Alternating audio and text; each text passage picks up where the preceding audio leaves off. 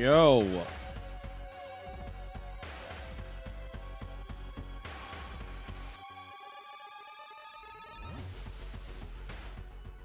Look at that. Yo, how's everybody doing out there? Hey.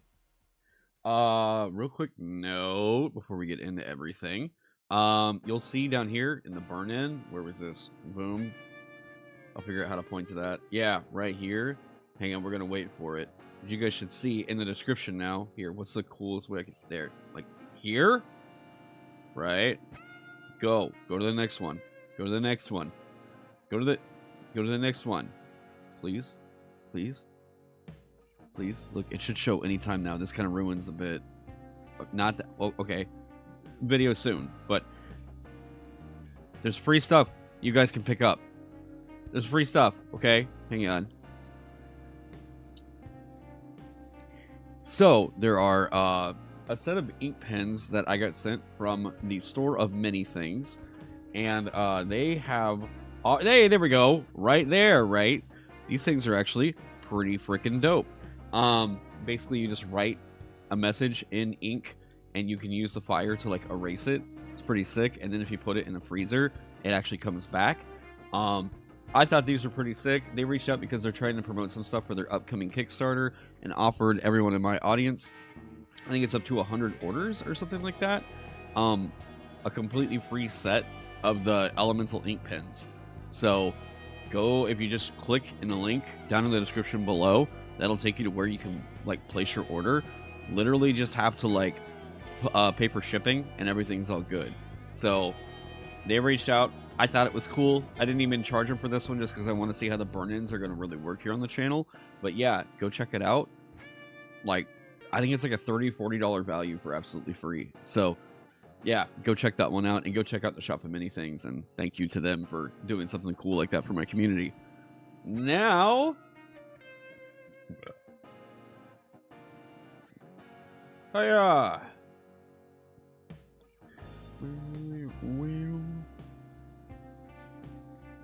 Alright, let's get back on this. Some lemon juice magic nonsense.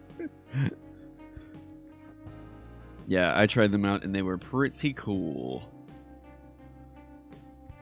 You ever that adventure is just?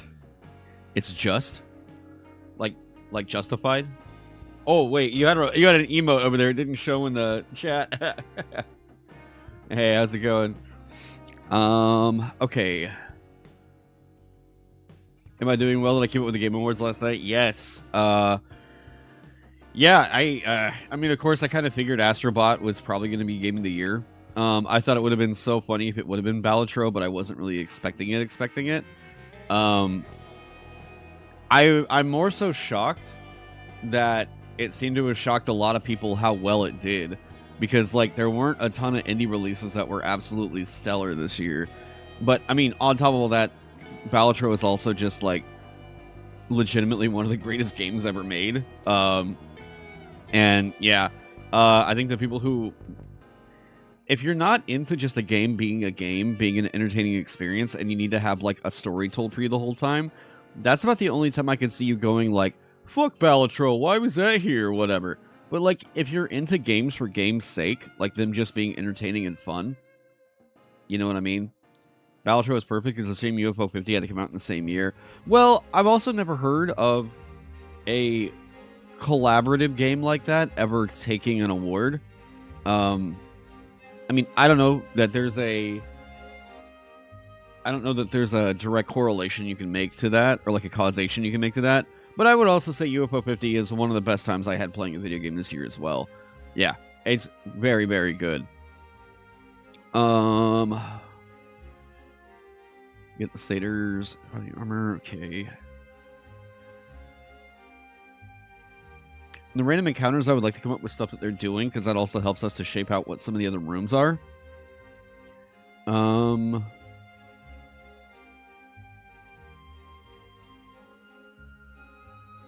And I need to flesh this back out because a Hall of Doors is not super great. Yeah. You're pretty happy with the awards overall. Also, what the fuck, Night Rain? We got some banger announcements too. Yeah, Night Rain. I have no idea what the hell that's supposed to be. I'm fine with it. It seems like a lot of people are kind of like upset with it existing. Hey, why does this seem so dark over here? Hang on. Yeah, it seems like some people are just upset with it existing, and I'm like, what? Why? It's more Elden Ring. Oh. Oh, there we go. Yeah, Night Rain was a shocker announcement. I'm fine with it. They're focusing on co-op for it. Cool. Good. Yeah, I would love to play Dark Souls stuff more co-op soon. 3-player co-op, basically a roguelike of 3 days and nights versus bosses from across the Soulsverse. Yeah, I'm pretty happy with that. If it's just gonna be like a gauntlet kind of a thing, cool. Like, I'm absolutely happy with that. The Crucible.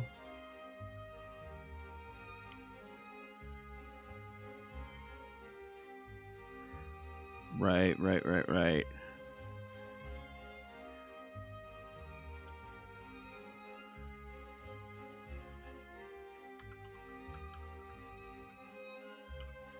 Any curse is suppressed on this floor.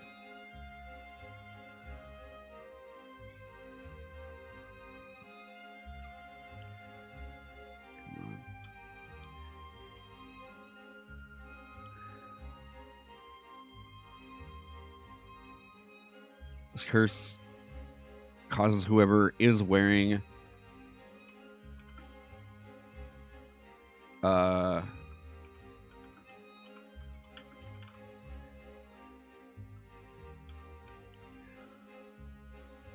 cool.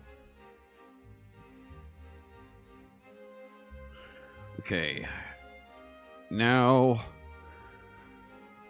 one of the things that's extremely helpful, I find, in any kind of adventure writing is like to start from the end and kind of move forward from there.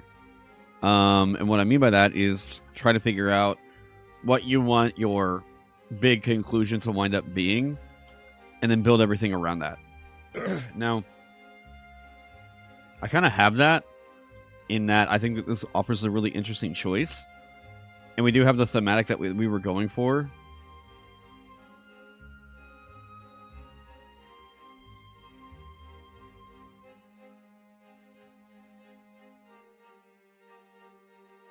So what is the big conclusion? It's going to be a choice. What I like about the choice is... Hang on.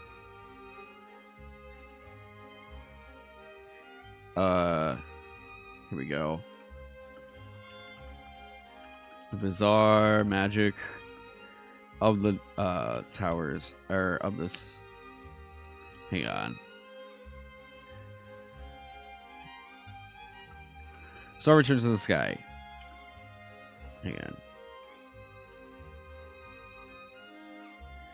The magic required to return the star compacts the Rook and the Crook.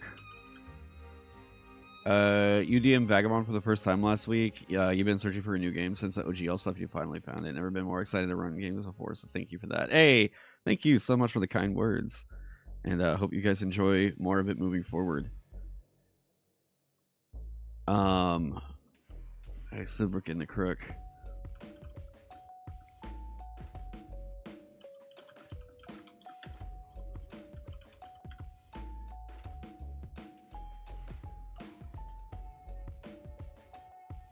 This would be funny.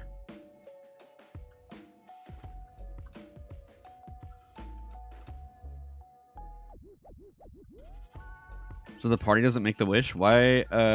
Wait, what gives you that impression? It says it right here.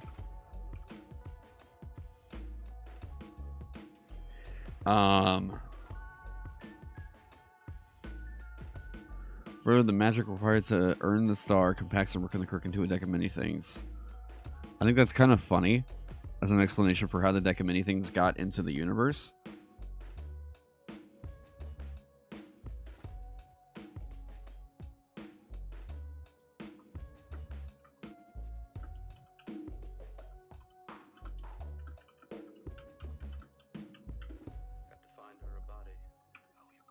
Okay.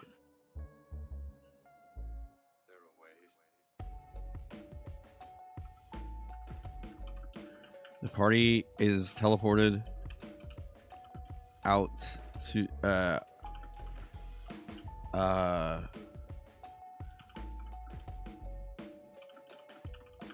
of the Rook and the Crook, which and the towers compact into a deck of mini things, which drops at the party's feet. I think that's kind of funny. Really get to decide what happens after. Wait, it's the party that... Yeah, no. This is you give them a wish. Yeah, don't read too hard into, like, unless something is very confusing, don't confuse yourself by reading too hard into it. This has been happening a lot with I'm noticing now. This has been happening a lot whenever I start talking about like an OSR style thing. It seems to be that, like, man, how would I put this? Like, there is a form of, it's like a psychological phenomenon. I have no idea what the hell you would call this thing. But basically, I was talking with Ken about this the other day. He is having a lot of struggles with getting some players to try different systems that don't do D20 plus modifier. And D20 plus modifier is like the only thing that they know to do, and suddenly he throws a different game at them, and they're just like, oh, what, huh? And it's like, dude, just roll a 6 on any of these dice right here. Wait, what? I don't know. What do you mean? And it's like, so with 5e, I'm noticing that people tend to freeze up whenever it's not D20 roll high, or whenever everything is not codified to write for exceptions. And it's like, well, I'm always going to have to worry about how someone's going to take the way that this is written and then misinterpret it badly or whatever. And I'm like, we have got to get over the rules lawyer trauma. Like, I keep hearing constantly of people who they'll get in a group one time and they have some guy that acts like a total nonce with the rules, and like that just seems to color the way that they look at anything moving forward. And it's almost like this idea of like paranoia, anxiety prep for what this person could do with the things that you introduce at your table. You can relate. You did a playtest for yourself last week, and one of the players gave me a not helpful feedback by basically just asking me to change things to be more like 5e. Yeah, and at that point, I just, like, I've had to kick people out of the Vagabond playtest because they refused to give any feedback that wasn't just, how do you expect to kill 5e unless you're more like 5e? And I was just like, that's not what I'm trying to do. Oh, well, if you're not trying to do that, then this thing isn't going to succeed. Cool. Get the fuck out of my community. Like, I can't do anything with that feedback. I'm not trying to make a 5e clone. And if that's what people want, then, like, there's other 5e clones out there. I'm exhausted with 5e. So, like, yeah. And if that's what people are trying to get in on, it's not for me. And they don't need to be forcing that on anyone. That's another thing. Solus is defeated. Okay, I would like to solidify how this guy is getting in here.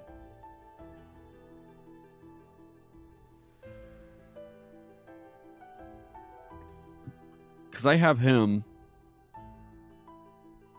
crystallize right here.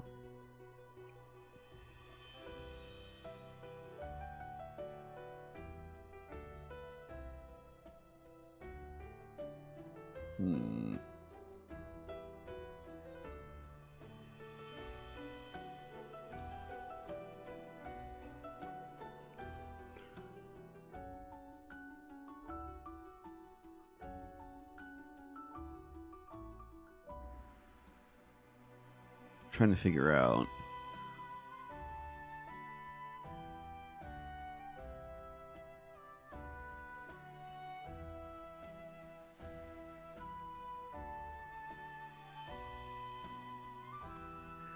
Literally, when presented with shit that is simpler and more convenient / streamlined, but it's like it's rocket science or brain surgery. I'm so tired. I hope I'm not sounding elitist. No, I'm like, the thing for me is it's just so much easier to like run OSR style stuff, and it's not begging me to go through all the like. I'm just exhausted with trying to prep 5e. I never want to try to prep another 5e thing again because there is a like. It seems to be that you're having to plan for all kinds of like continuity issues just to make their modules work. I cannot tell you how much I despise the current adventure path modules of like Pathfinder and 5e. You know, I know a lot of work goes into those things, and there is a lot of creative people that make that stuff or whatever, but I think it's a failed format. I don't think it's a good format. I think people should be trying to move back toward, like, I mean, hell. This is, like, one of the most praised adventures in, like, TTRPGs right now. And it's this wide, right? Like a 20-page thing. So, instead of maybe overwhelming people with, like, a bunch of 70-page books that, like, you know, get you an adventure that you maybe run 4 sessions out of and then stop because schedules are a thing, try smaller shit. Like, try the smaller paths that are happening in the OSR right now. The fact that Wizards of the Coast has not capitalized on trying to get these into smaller format, like, modules, they're blowing money. Absolutely wasting money. And I cannot, by the way, the number one thing that, for me, I think bothers me most about modern adventure writing is that everyone keeps trying to write dialogue paths. I keep noticing this like crazy, where like these things worked in video games, and I'm going to tell you right now, dialogue paths do not work for a TTRPG. Everything is improvised, so you cannot account for what's going to happen, okay? So you can give loose ideas for it, but if you're doing adventure writing and you start getting into this thought of like, I have to keep writing for how this person would react in all these potential situations for what the party could do to them, you've already failed in the design. You have to leave that stuff open and loose. If you get too specific on your adventure writing, dude, you're only bottlenecking yourself, and you're gonna put them on a railroad. Just chill. Leave the NPCs in the hands of the GM that you're handing the stuff off to like interpret that as they would, because quite literally everybody who's writing all these like dialogue paths or whatever to like determine how everything's going to behave, or did the players upset this character, dude, that's a failure. That is a failed design ethos. We need to stop writing for that. Players can tell whether or not you're doing it. LMAO. I just write down 5 bullet points, like what's to go here, will not tell the players about X. That's all you need to do, is have like ideas of what the character wants. What are their wants? What are their desires? Like, who are their allies? Who are their enemies? There you go. And then just like a general idea of their behavior and what they're doing here. Fine. Do that, right? Anything else is overwriting, and it causes anxiety and causes some GMs to get overwhelmed by the amount of shit you've thrown on the page that does not actually add to the adventure. It's so obnoxious. It is meaningless fluff. Yep, it is meaningless fluff. And it's the kind of fluff that it's weird. I only kind of noticed it originally whenever I first like got into homebrew like adventure paths, and I was like, okay, cool. Well, like, they're trying to account for these like different interactions that might occur. Okay. And then I started to realize, like, holy shit, this is another thing I've got to remember. This is one thing on top of so many other things I've got to remember. Why is this necessary? And it's just not. It's just not.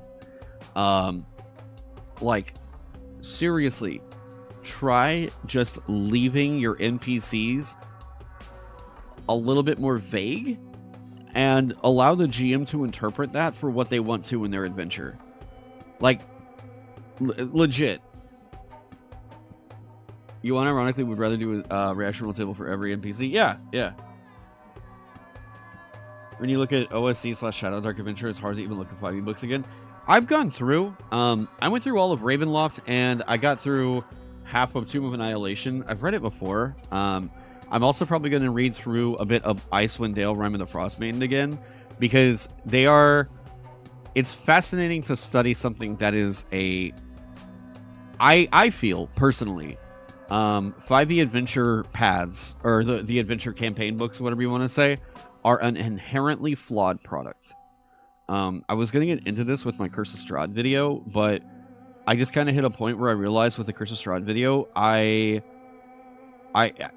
exasperated with it. WotC's not going to listen to critique. They're going to keep moving forward doing their own thing. So, like, I'm not going to keep giving them free advice.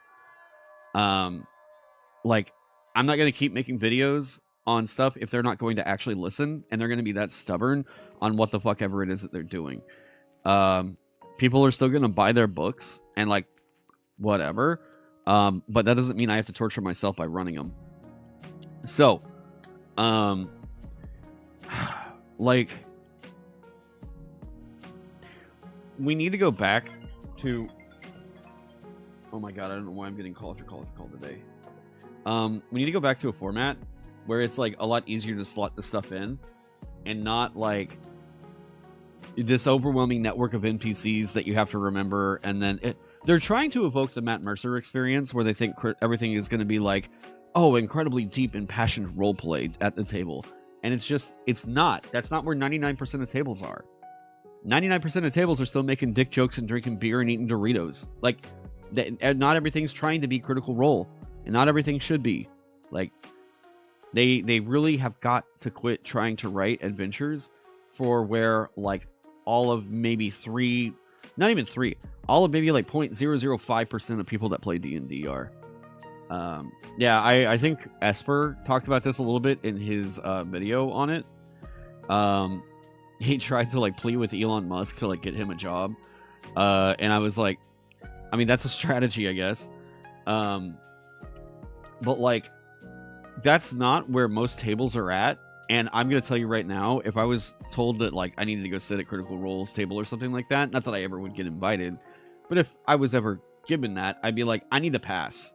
I'm not the right vibe for this. I would not enjoy playing on this kind of a table, because I don't like having artificial emotions kind of injected into, like, you know what I mean? I like emotions to feel genuine, and it feels like everything that happens on Critical Role is an effort to tug at your heartstrings no matter what. And that ain't me. I'm like, I like hitting shit. I like hitting the goblin with the stick. Like, yeah, it's dramaturgy. Yeah, more drama for drama viewership's sake. Yeah.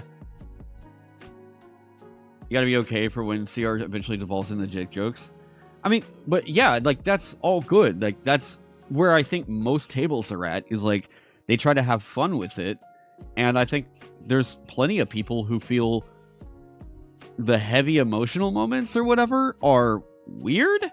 Not that it's weird to, like, experience emotion or whatever, but to try to conjure that all the time feels very odd. Like, you know, and this is coming from somebody who works in theater, right? There is something that I do not really get about the Critical Role formula, and it's this, like, what is this want to... oh, I'll tell you what. It's the same thing that I've been seeing with people who are huge mega fans of Wicked right now. Where everything is like, oh, it's this emotional toll. Oh, it's emotional. I'm sitting here just like, holy fucking shit. You all need to get on some goddamn Xanax. Like, holy fuck. Like, you seem to enjoy feeling sad all the time. You seem to enjoy feeling like everything is just this, like, extremely dramatic shit. And it's like, holy fucking hell. That's a problem. Like, I think if you torture yourself that much with, like, oh, this was such an emotional toll or whatever, okay, get some fucking help. Like, for real. Like, it's one thing to enjoy impactful and dramatic stories or whatever, but to artificially conjure that sentiment is psychotic. It's so weird. And I don't blame people for feeling uncomfortable with the way that people talk about shit like Wicked. You know? Yeah, hey, what's up, Greg?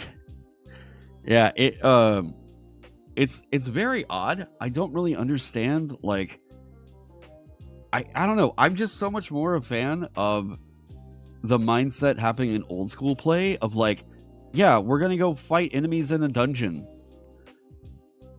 Yes, cool, give me that. Like, I come from a Dark Souls background. Please, like, I love doing this. But if you start asking me to like come up with a compelling reason for like why my character would be crying in this moment, I'm gonna get away from the table. It's not me, you know? And like, that's the thing I try to let people know is like, look, there are games out there that will do that. That looks to be what like Daggerheart wants to try and do. And I'm like, go for it.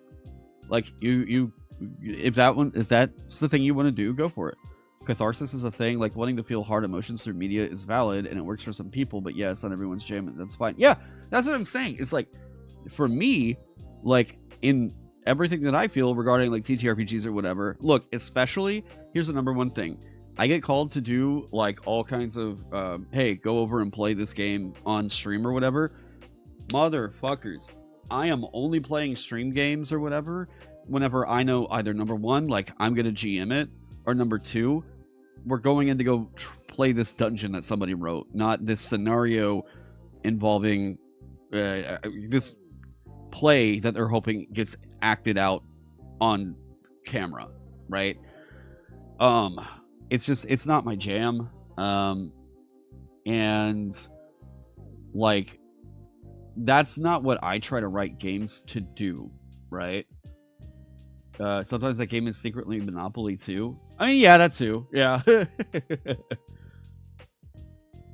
I think it doesn't work for every table as a cheat code for ignoring talking about game design or social ethics, honestly. Wait, like the way I've been saying it? It doesn't work for every table. It's a cheat code for not talking about game design or social ethics, honestly? What? Yeah, can you elaborate on that? Because I feel like that was pushed back against me, and I'm like, oh, not me. Okay, so what do you mean? Because I was like, it feels like not even a real a spicy take at all. It's just like, dude, some people don't like playing Uno, so like, you know, it's not like TTRPGs get a pass on like these are the only games that should be written for everybody, you know, like. So yeah, I'm curious what you mean there. We should probably move the rumors over here. Some people take the whole D&D as therapy thing way too far. Yeah.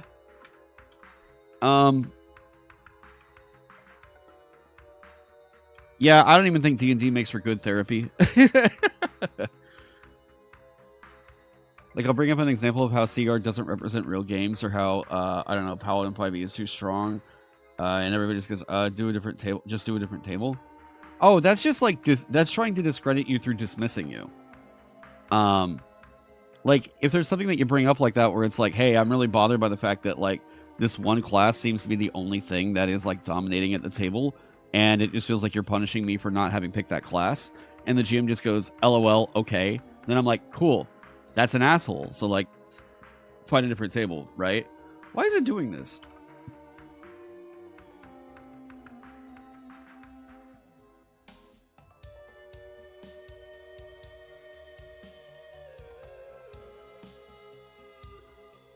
Column rules.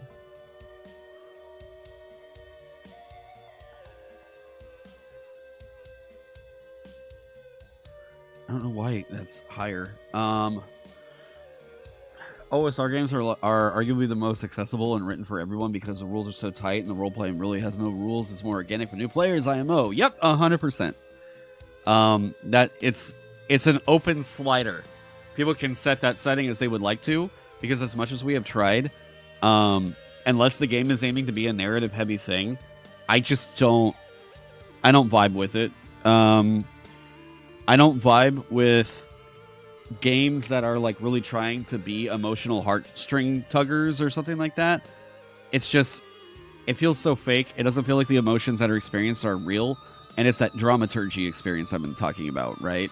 Like, if everything is just kind of written to be like, look, we want to make players cry all the time, I'm like, cool, you sound psychotic. Like, that sounds like Guys, I just want to fucking go in and like loot dungeons. Why are you trying to make me cry over a character who doesn't exist and whatever, right? I'm not signing up for that whenever I'm getting into this game.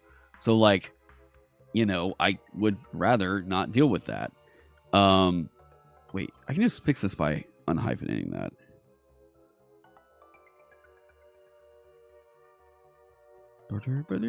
But that's a bit more that dramaturgy where like I just feel as if wait, what about social aspects, not in the emotional sense, but in the social? That's fine. Yeah, like I expect that to be a part of it. Daggerheart having a gain a bonus when you explain how your life has been changed was an instant note for me. Again, like for some people, like if they want the more narrative heavy games, I think Triangle Agency does the narrative heavy stuff pretty fucking well.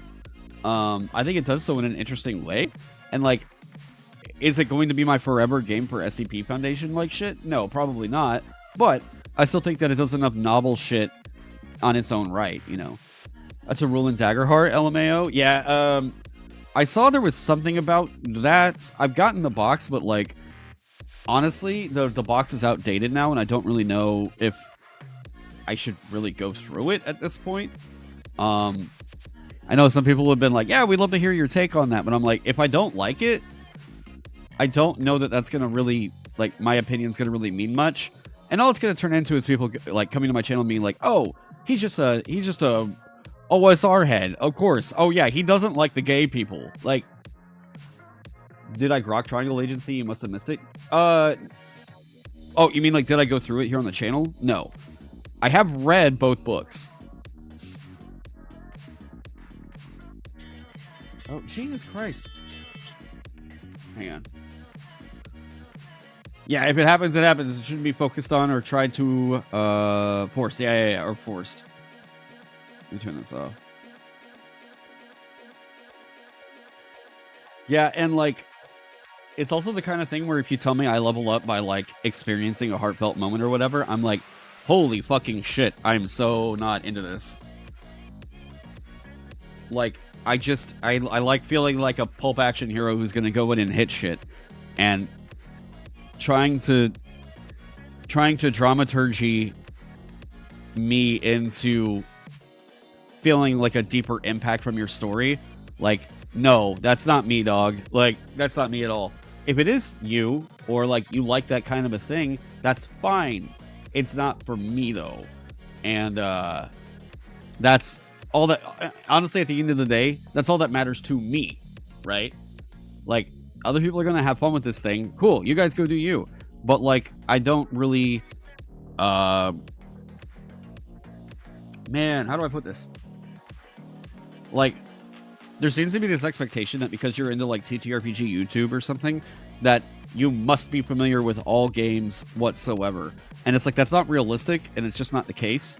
I'm one of the very few people who has the ability to cover all these different things, and I don't think it should be expected on everybody to read a fucking textbook every video they make in order to just make the video. I think that's an absolutely unrealistic and insane expectation.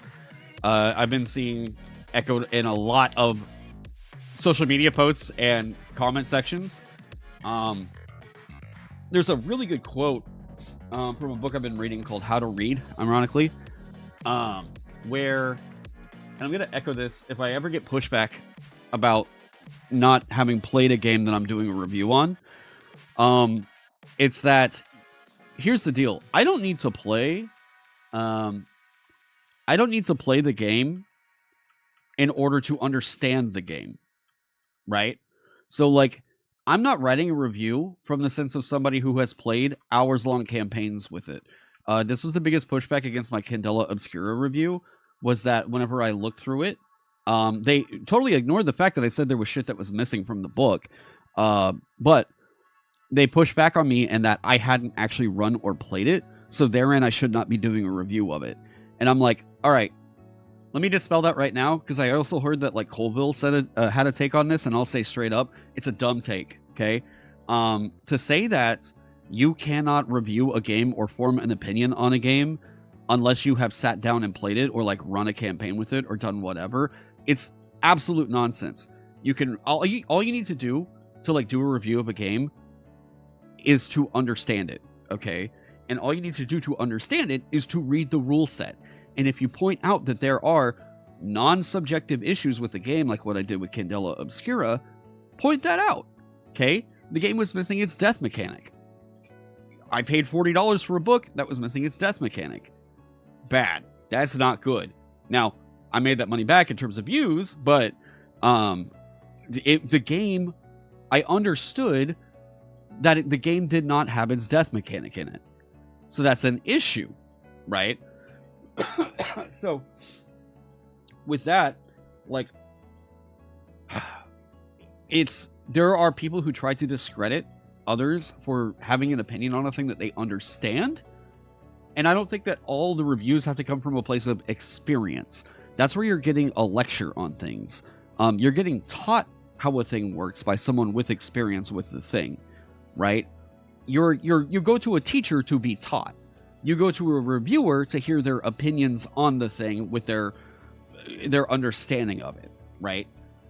Yeah, how can you say a subclass is OP if you haven't played it? Yeah, I know, like, from my experience in game design, I could read through a book and tell you, beat for beat, how things are meant to function, right?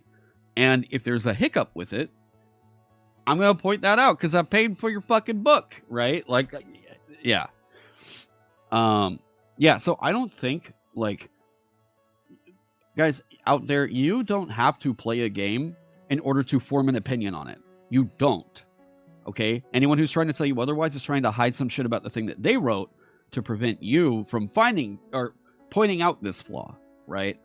All you have to do is understand the game, and you can come to an understanding of the game through a read-through of it. That's it. That's all you got to do. All you got to do, read through it, maybe make a character, right? But like, if I understand, roll a d20, and I want a bigger number on that, do I really have to play through a game to understand or form an opinion on d20 roll high? Fucking no, I don't. How can one critique the system without running the system? That's like concept, because you read it to understand the mechanics of it. So if I understand the mechanics of it, I don't need to run it in order to have an opinion on what I understand the system to be, right? So here's the thing. The argument for this comes down to whether or not you are actively or passively engaging with the medium, okay? Now, for a lot of what's happening today, if you watch like video, like what we're doing right now, is typically a pretty passive medium. What passive listeners are trying to do, they're not trying to form an opinion, they're trying to get an opinion package to them, right? Now, active listeners, or actively engaging with the medium, means that you are analyzing and looking at the thing in order to form your own opinion on the thing, to get your own takeaway from the thing, right? So, to me, whenever I'm going through and writing a script, or I'm reading through the book or whatever, I'm always trying to be very aware that I am actively going through the book to understand how this thing is played, right? Now, as far as... Wait, it's different with what I'm saying. Yeah, like... Hang on, sorry, one sec. Man. So, you don't need to have experience with the game at the table to form an opinion on the game. I can absolutely form an opinion on something that has nothing to do with my experience in playing it.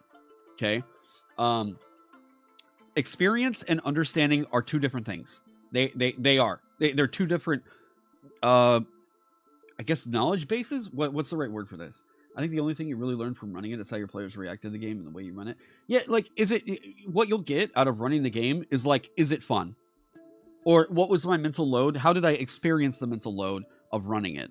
And here's what I'm going to tell you. The only thing that you really get out of running it, unless you are 100% a passive, like, 100% a passive enjoyer of media, I guess is what we would say, right?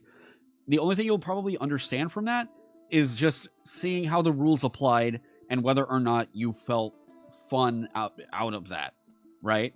Did it evoke a feeling of, we enjoy this thing? Whereas I feel like whenever you have an understanding of it, you're at least forming the knowledge base of being able to say, okay, let me break down the system for the people who don't really understand. Like, this is what I do. I don't know if I'm like, I don't know, revealing the man behind the curtain or some shit like that. But I'm going to tell you guys straight up, like, I've run 7 or 8 sessions of Vaesen. Okay. I've run about 5 sessions of Merkborg. I've run dozens of sessions of Vagabond. I did not run a single session of Candela Obscura because of how awful the book was. It didn't seem interesting to me. It didn't seem compelling to me. And the book had so many issues going on with just leaving out its fucking death mechanic alone and them acknowledging that that was a typo. I just had zero interest in ever running it. I don't need to know that I'm going to be annoyed by a thing. If I read the book and I'm annoyed by the thing, that doesn't mean that I need to, like, play it to understand I'm not having a good time with this. It requires other people to use most games. That's a non-starter. I feel like this is relatable to 5e, where everyone enjoyed it at first, and when we read it and then didn't understand it, but experience hasn't soured that. That is, if you are a passive learner, you probably need to play a game before you really understand, like, what's going on with the game, right? Amanda's like this. Amanda doesn't like to read a rule book. She likes to play the game to understand how to play it. This is passive engagement with the medium, right? Active engagement with the medium means that you're probably pretty good with reading the rule book and understanding what's happening from reading the rule book, right? And there's not one person is smarter than the other, or one way is the right way, or one way is the wrong way, or anything like that.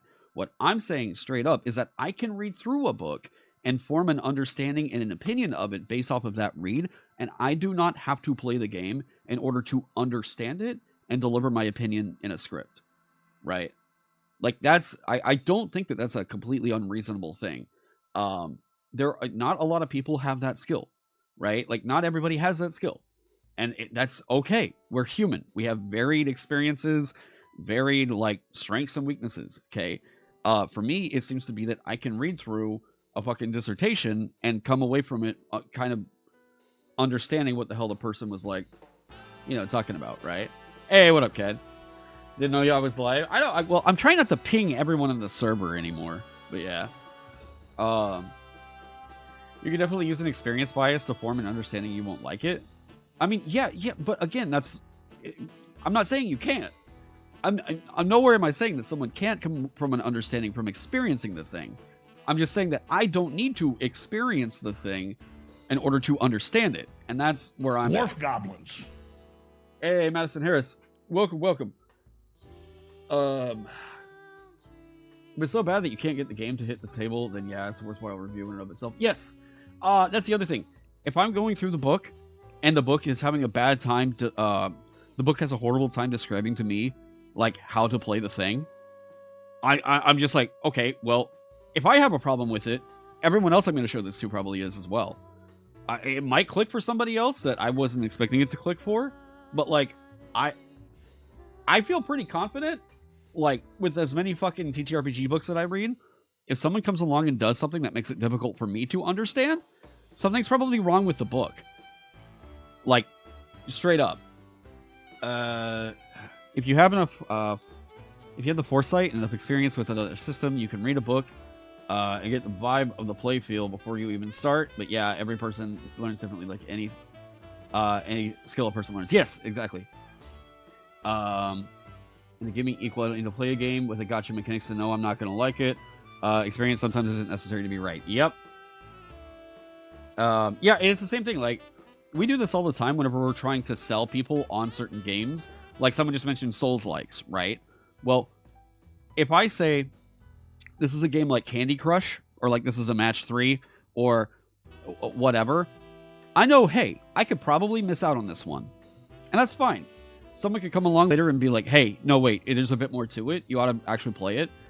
Okay, I'll go check it out. Like, see what's up. And if I was wrong, maybe it's the thing that broke the barrier down and got me into fucking match 3 games or something like that, right? But in all earnesty, I could probably, from my past experience, and kind of form an opinion that, hey, this thing might not be for me. But I've never really given it the time to understand it at that point, right? Can I get 2 to 3 people to get into this? Yeah, breaking down the barrier. Breaking down that barrier for, like, how you can explain the system to them and, like, why would they be into it is always a big deal. Merkborg in particular has such great buy-in because like literally all I have to do to go find players is hit up some of my metalhead buddies and be like, yo, you gotta try this thing. It's fucking sick. And then they just see the cup and they're like, yeah, this isn't that nerd shit. Yeah. Hey, later, Gavin. Did you consider bloat, saturation, and longevity? Wait, what? Also, on the point of 5e feeling bad over time, I think there's more data in arriving at the conclusion than we played it. Also, on the point of 5e feeling bad over time, I think there's more data in arriving at that conclusion than we played it. There's more data arriving at the conclusion that 5e feels bad over time, or that there's more people arriving at the conclusion that we played it. You haven't tried hard enough is the best way to make me quit anything, let alone a TTRPG. Yeah. If someone's running into it, like one of the most obnoxious things that happened to me, I think in like content creation, was whenever I was pushing back against like Pathfinder, and there were some Pathfinder zealots who just fucking hate me now because I was like, the game's too complicated. I don't need all this. I don't need a big like 600-page tome to have fun with the TTRPG experience. But to some people, that is like you've basically burned the Bible in front of them, right? It's just not for me. I don't enjoy making a character in it. Some people do, and that's on them. Like they can do that 100%. I've tried to be convinced to go into Pathfinder. I've given it earnest chances over time. It is just not my thing. So you're saying you don't like hero system? What? It's a lot of work, right? Thinking everyone should either gather 3 to 4 people to test something out to gain experience to form an opinion on it. When it's hard enough to bring people to change systems is completely asinine. Yep. I agree. You love your Pathfinder game, but yeah, it doesn't have to be for everyone. No game does. That's part of the awesomeness of so many games being out there. Yeah, I think for a while, everybody on YouTube was either like, hey, I'm a Pathfinder head or I'm a 5e head. And then you had guys like Seth Skorkowski or, Ben Milton or Professor Dungeon Master who were like, hey, there's other games that are out there that probably should get more coverage. So like Seth Skorkowski was covering Call of Cthulhu a lot. PDM was covering anything that he could kind of get his hands on. And then Ben Milton was covering a bunch of stuff in the OSR, right? So like it's I think for a lot of Pathfinder fans, there was a lot of upset going on about the way that Pathfinder was being discussed on the platform. Especially whenever Taking 20 did his video, the Why I Quit Pathfinder video. That video should not have had the impact on the scene that it did.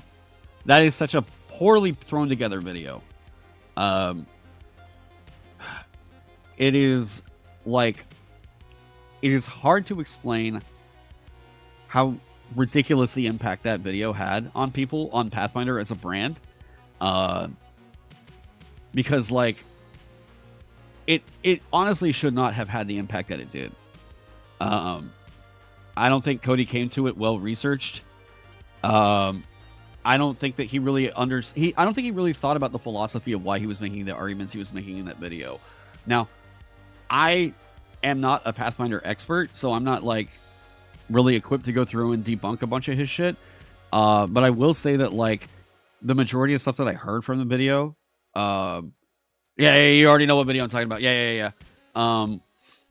A majority of the stuff that came from that video were like pseudo-intellectual discussions on what makes a game fun from game design, He was talking about the illusion of choice, which has been a buzzword thrown around by, Sid Meier from a game expo in like the 90s or something like that. Sid Meier made one of my favorite games of all time. Straight up. I love the Civilization franchise. Illusion of choice is absolutely a thing, but it seemed to be the only thing that Cody really knew going into that video, because it was like the only thing he brought up. It was like the only thing he brought up about the way he felt about Pathfinder. And I was like, okay, so there's a bunch of other ways that you could probably talk about this, but I would honestly just say this video getting made seems like it was meant to be a takedown of Pathfinder. And if you're just talking about why you're maybe moving on, I don't think it really took quote unquote refuting aspects of Pathfinder like this. Because like if someone, I don't know, it didn't have to be a debate, right? And it felt like it was presented like he was trying to win an argument to convince people why he should not have to make Pathfinder content again. And I was just like, Jesus Christ, man, it doesn't have to be that deep, dude. Just like go on and make other shit. If you really felt like burning down the Hall of Paizo, I mean, I don't know, man. Whatever. Like, that's you. You feel bad about how you treated Cody when you made that video? I really do. Cody was an ass in other ways. He had there was plenty of times whenever I was just kind of like, dude, like, I don't really think this, like, and I've done this too. I've made videos that I've looked back on and I've been like, I really should not have touched that. Really didn't even need to say anything here. I needed to stay in my own lane. But it was the repeat instances of like the way he would talk to women in the space was kind of not great. Yeah, nothing sexual or anything like that. It was just like disrespectful a lot. Pathfinder as a dragon game is somehow more crunchy than Lancer. Literal sci-fi tech games to each their own, but fuck, ever playing the game again if you're not being paid? Pathfinder? Yeah, it's just not my vibe. And like, oh, here's what always happens, right? I can say something like, hey, I'm having a conversation here, like on stream, and people will be like, the fact that you had this conversation on stream means that you were trying to get a message out and do yada, yada, yada. You should not be streaming unless you're aware of this. Oh my God, shut the fuck up. This is just how people talk. Please get acquainted with the way that people actually talk in the world, right? So, like, it's a more crunchy game. It is more complex.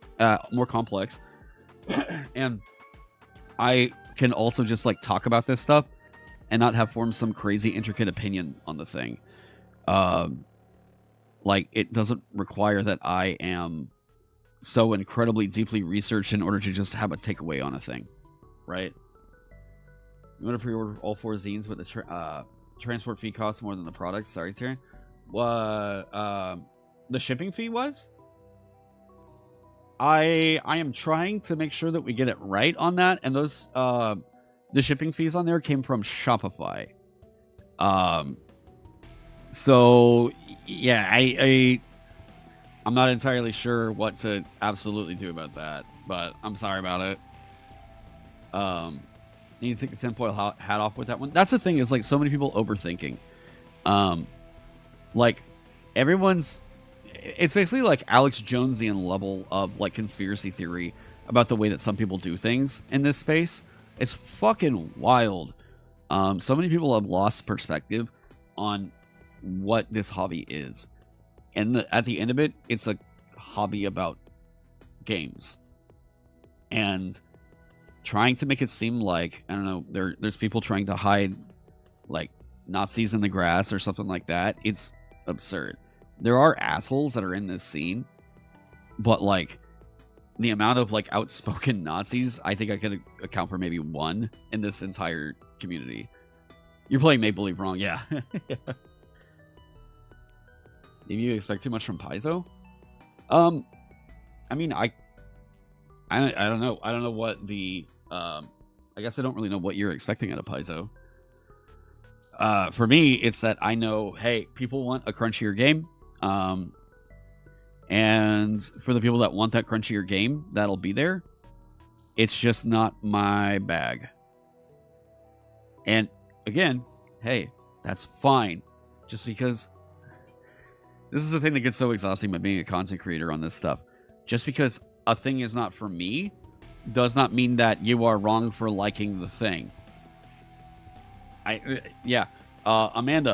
Amanda listens to Stray Kids and Josh Groban like crazy.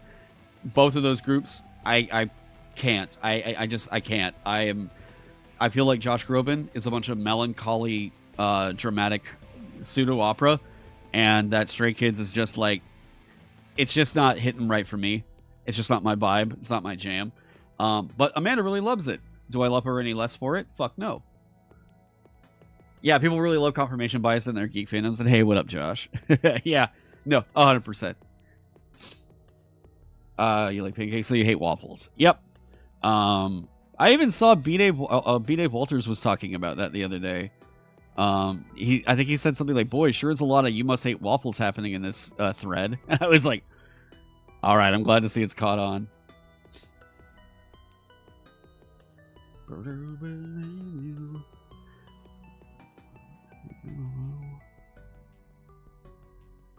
Okay, let's check and see that those are formatted right.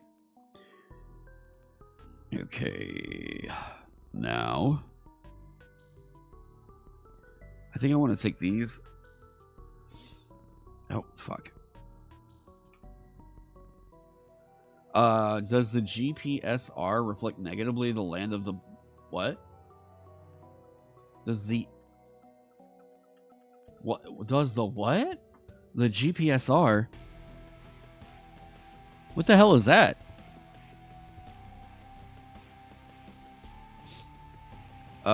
Where is the dungeon at? Just doing it, formatting touch-ups? Yeah, I'm gonna need to play test it soon. It's not super far away from being done. I just have to really wrap up the plot, tie it up with a nice little bow. Land of the Bling sounds like a great one-off adventure. Let's get over here.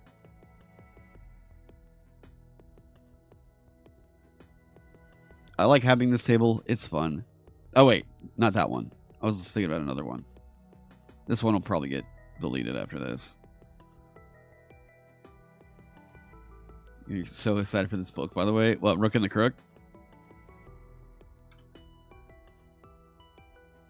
I am very stoked to have this one out there. I want to make sure we do it right, though.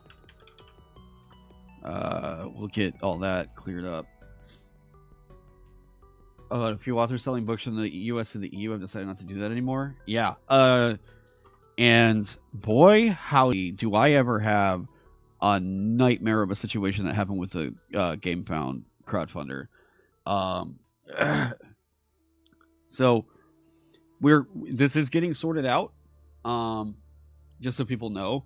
But like, holy hell, talk about a nightmare that cropped up that I just about, yeah.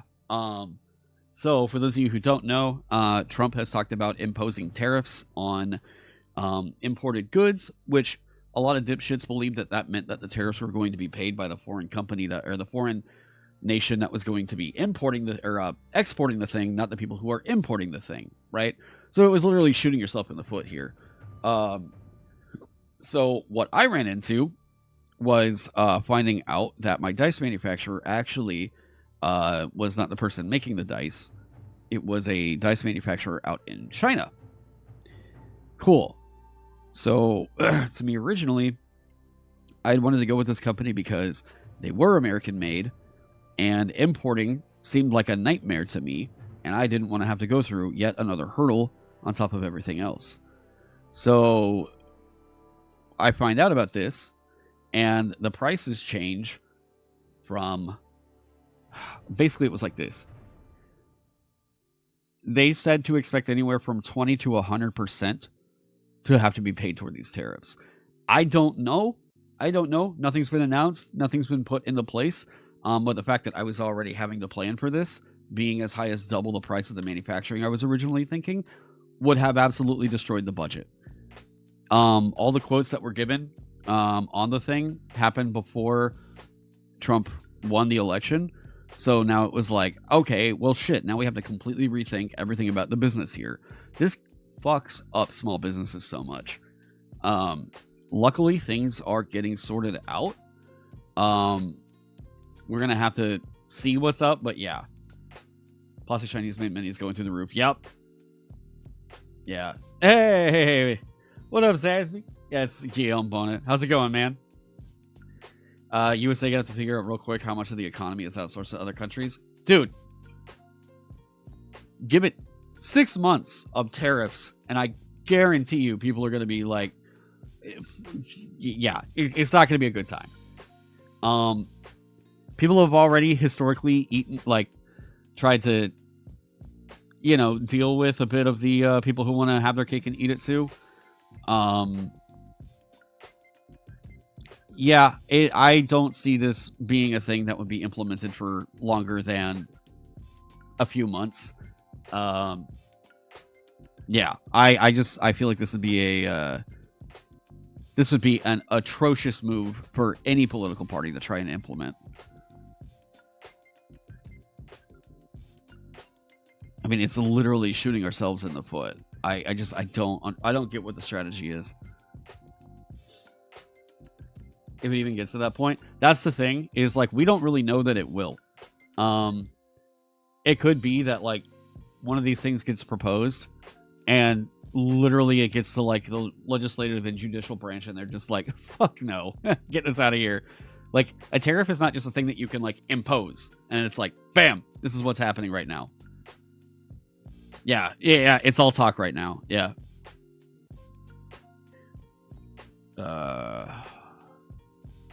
But yeah, so that's been the nightmare with that. I've been trying to figure out. And it seems like it's getting resolved. And it may be resolved a lot sooner because basically every company that does manufacturing over in China is like rushing to get shit out the door before Chinese New Year.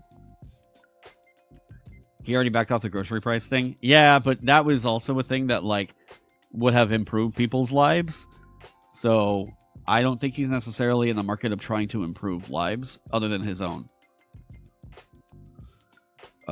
This should be... Wait, skip the first, right?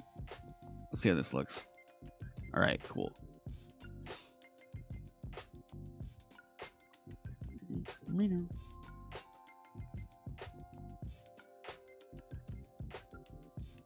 We'll do that.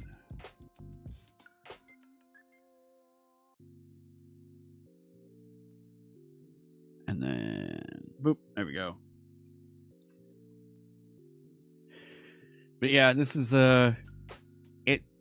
this next year is going to wind up being tricky. There's a lot of people who have Kickstarters that are currently like trying to get fulfilled that I'm going to tell you right now.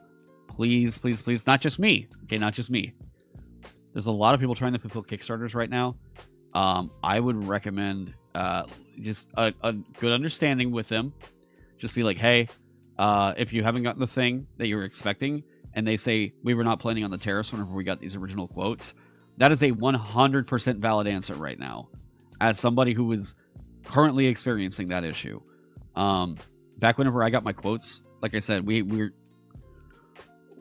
did not expect, like, Trump hadn't even announced like putting tariffs in place. Had he said that originally, probably could have prepped for some things. But yeah, it is sideswiped everybody here. Or I guess blindsided? Blindsided. Blindsided is the right term there. Right idiom, rather. There we go. Can we get all this up here? And then get this down here. Here we go. That looks so much better. This needs to do this. Skip first.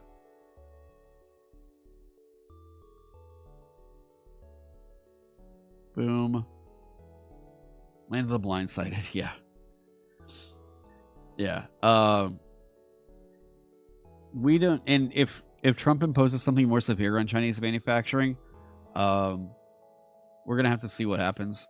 That could break so many Kickstarters. Like, this could be rough. This could be a really rough couple years for any kind of independent creations. China is the way that a lot of people get so much of their shit made super cheap. I say super cheap. It's like a savings of about, like, let's say 50 cents per unit. And here in the US, it would be like, you know, I could get let's say I get a book printed here in the US, which is what I'm doing with Vagabond, right? the printing cost would be something like $3 a book over in China, whereas here in America it's like $4.56. And if you think about that per unit, well, if you print 1,000 books, that's $1,500 basically, right? This adds up super quick. And more upbeat news. Did I see the announcement for the new Elden Ring game? Yeah, I'm so confused as to what it's supposed to be. I'm here for more Elden Ring, but it seems like it's kind of like a gauntlet mode Dark Souls game. And like I'm cool with that. I'll play it. We'll see what's up. But yeah, I was like, okay, well, it's not really like this isn't really like an Elden Ring thing. This is like I don't think it's bad necessarily. I don't think it's a bad thing for Elden Ring to have something like that or for something like that to exist. I was just like, what the fuck even is this? I'll play it. I mean, I've always wanted to play like Souls-likes co-op. Oh, come on. What's happening to you? Why are you doing that? Oh, because you're down here.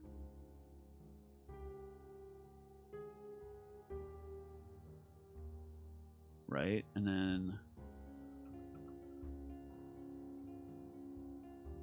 there we go. Yeah, we'll see what happens with it. If it's a new format, maybe that people are like, "Oh, this is the best thing ever. We ever want another Dark Souls game again." I don't know. We'll see. But yeah, I'm hopeful it's good.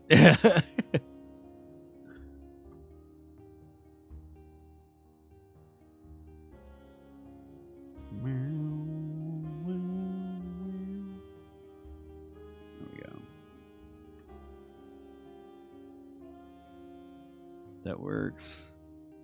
I think I need to recheck this stat block again. God, this one's kind of rough. Okay.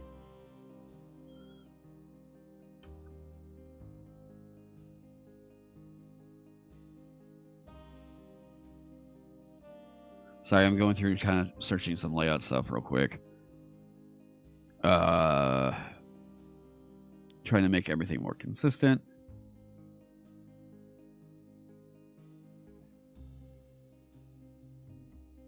There we go. And then these.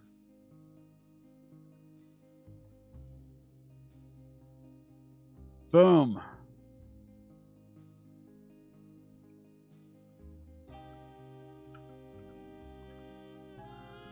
Subtle joys of InDesign, yeah. The night illustration is a blast. Oh, the Death Knight? Yeah, Alexa Gorboot fucking killed it. It's also on a shirt. Wait, is that ad up right now? Damn, I think I was late for that.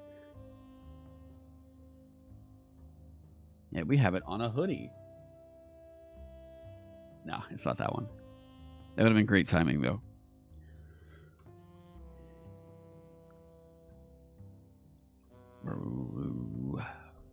Oh, this is a header too.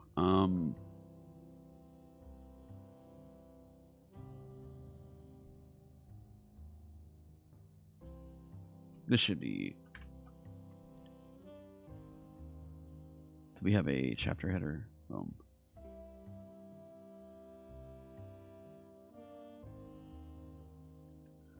Crook. There we go.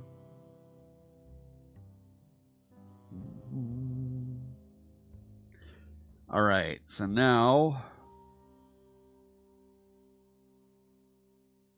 we've got that looking prettier. Okay.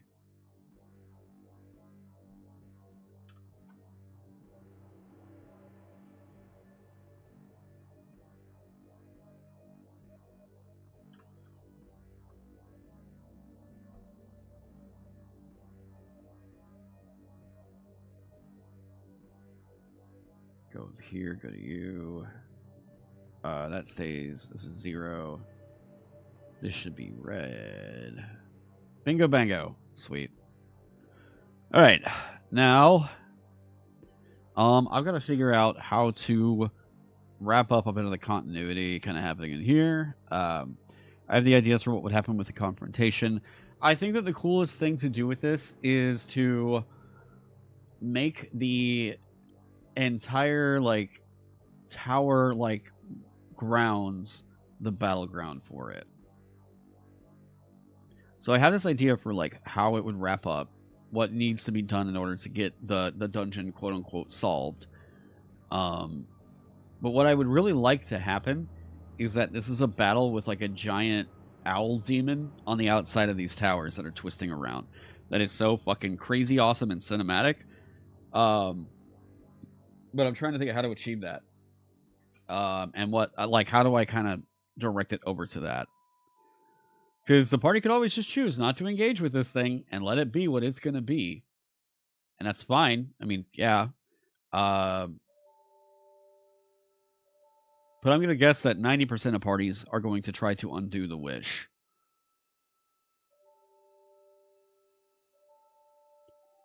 Something in the air, tornado style. I mean, we've already got the maelstrom.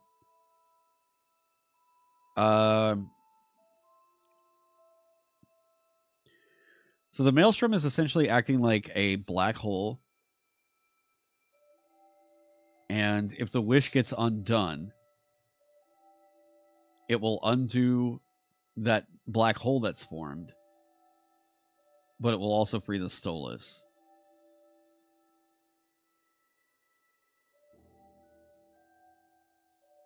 So...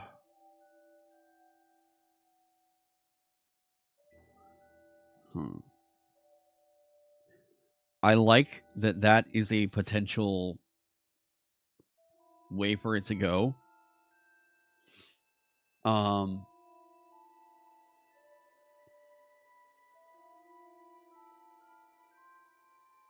Undone black hole sounds like a lot of stuff will come out, possibly. Before go the wish. Undo the wish by reversing the telescope's power. This will free the Stolas who attacks blindly in rage. Keep the Stolas contained but forego the wish. Why would they do that, though? Because, like, all this stuff is just such a huge catastrophe that they're like, oh, no, we're going to just destroy the world to keep this thing up there. I don't know of too many people that would just be like, no, we just want to watch the world burn. So I don't think that we have to plan for this. Like, at all. I just don't think that it's realistic to think that people are going to take this path right here. If they do, then they do, and I guess it's like, okay, well, sounds like they're not taking the obvious hint of be heroes, right?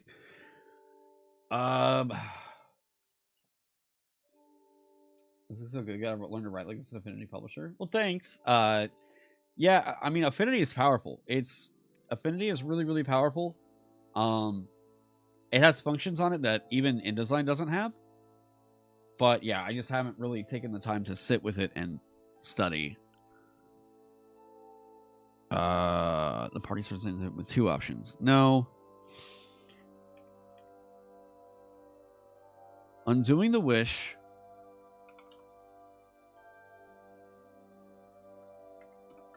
Will free the Stolas.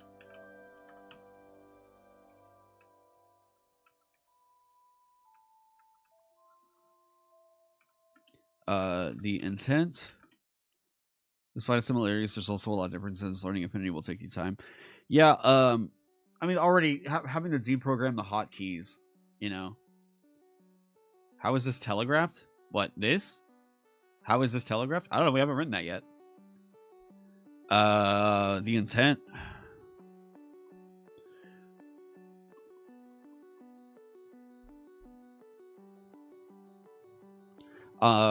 Oh yeah, here I'll put down another note of mine as to one thing I avoid doing at all costs.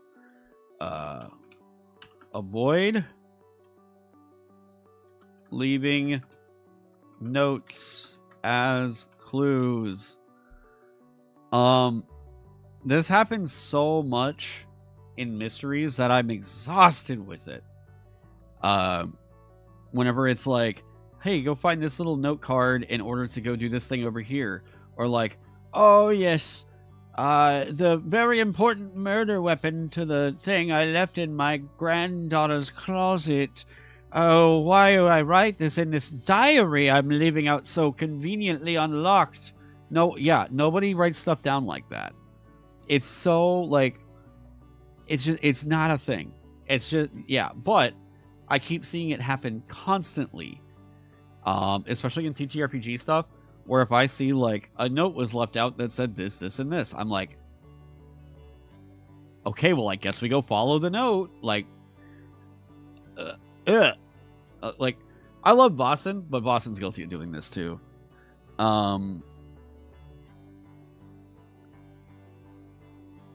But I'm trying to think of how to telegraph.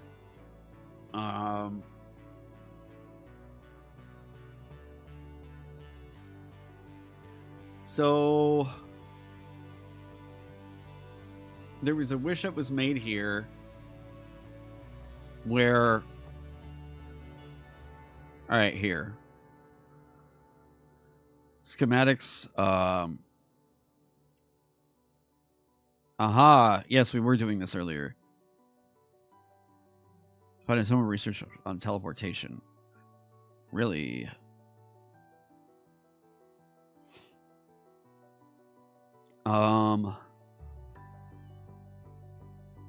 You'll find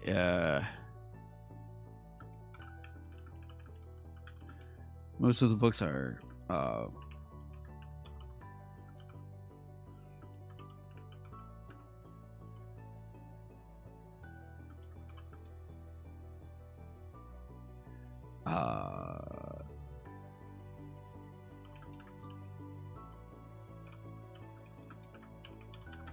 further investigation.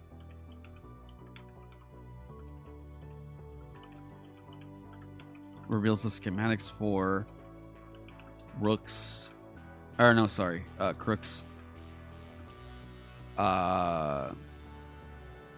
Spire telescope and Rook's steam engine. There we go.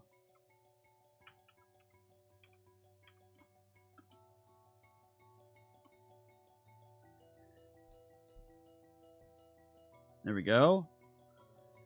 What if villains leave clues on how to bypass their secret traps and doors and such? Who does that? Sings. Don't ask no questions. Come to it. Yeah. Maybe just point out the machine's power source and let the players draw their attention. Yeah. That's kind of what I think is like the best thing to do.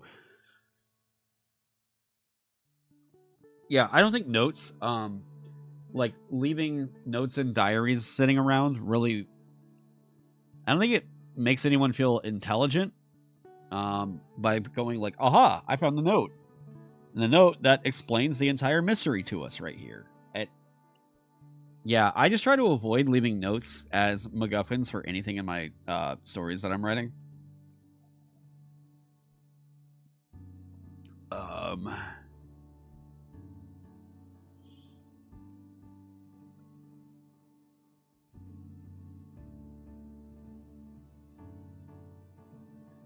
The schematics for Crook's Spire telescope and Rook's steam engine. The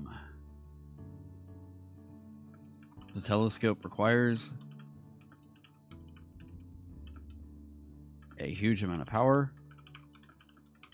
to function, which Rook's steam engine provides.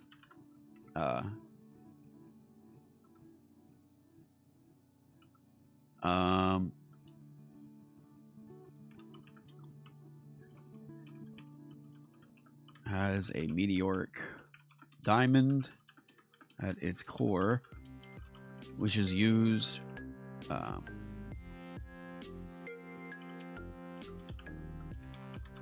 to enhance gravity magic that pulls a star from the sky.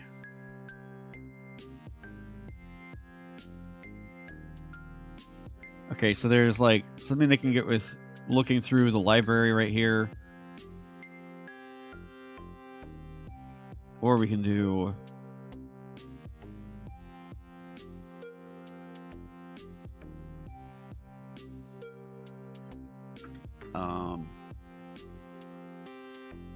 bookshelves.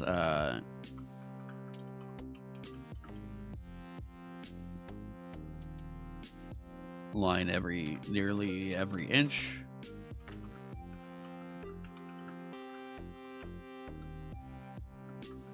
And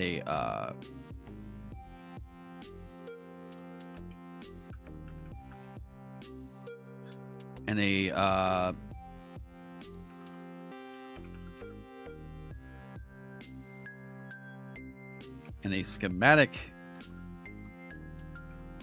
How about a diagram?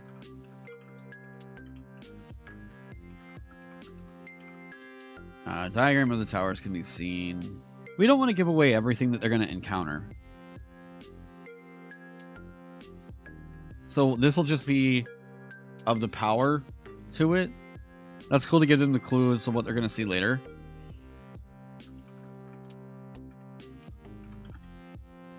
On a pedestal.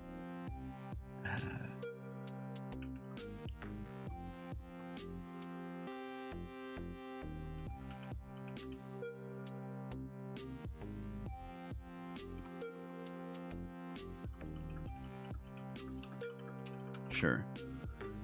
6 flying spellbooks.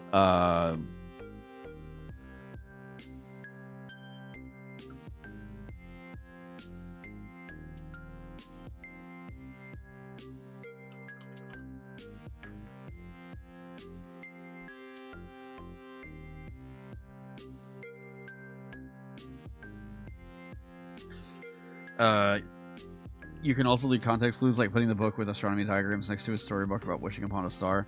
Maybe, but like I think they'll try to infer that. I'd like to let that be something inferred, not something that is explicit, right?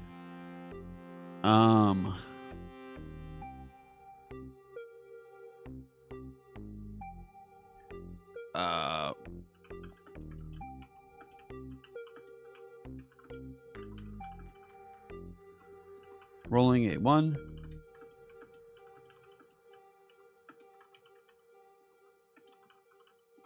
Counts as having touched a scroll. Case either is okay.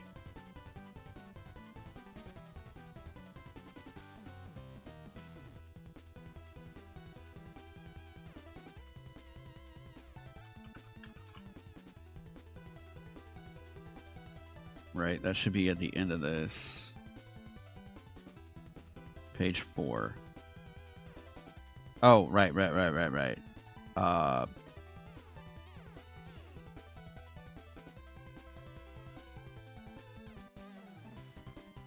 Maybe?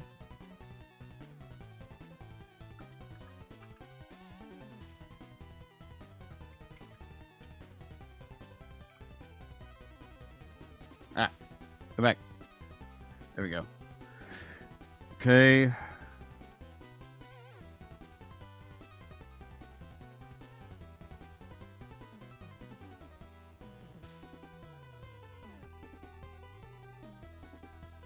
If touched or if a spell is cast within close range.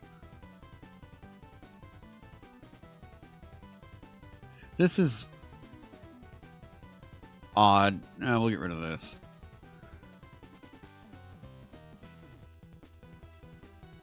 Either rolling on something weird happens, able to determine the effect of your choice that occurs.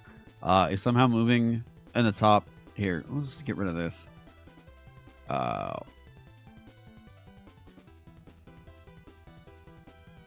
If somehow moving in the top 15 feet of this room, roll a d6 every move. Rolling a 1 on a d6 counts as having touched the scroll. After casting the scroll vaporizes.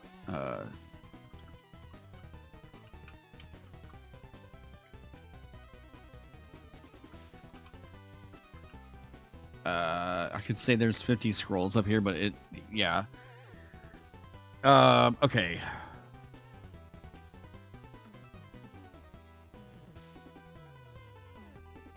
I do not know what I want to do with these 2 rooms yet. I have something that feels a bit more standard. Limited anti-magic. What do I not have covered?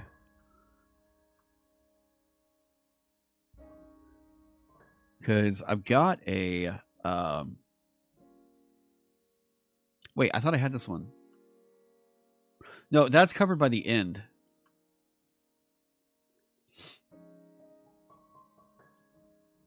Right.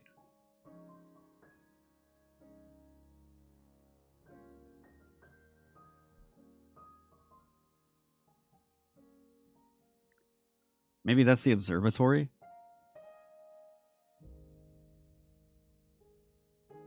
Oh, no, the observatory is the gym. That's right.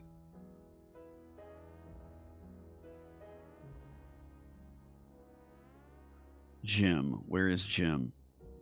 Yeah, the observatory. Here we go.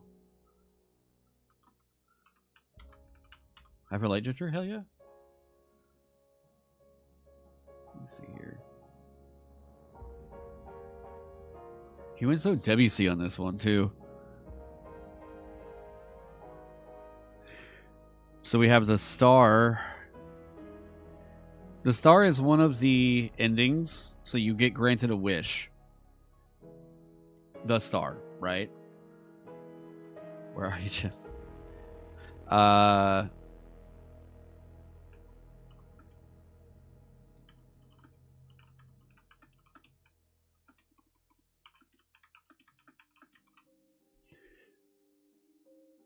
Talons are judgment, and Comet is the world.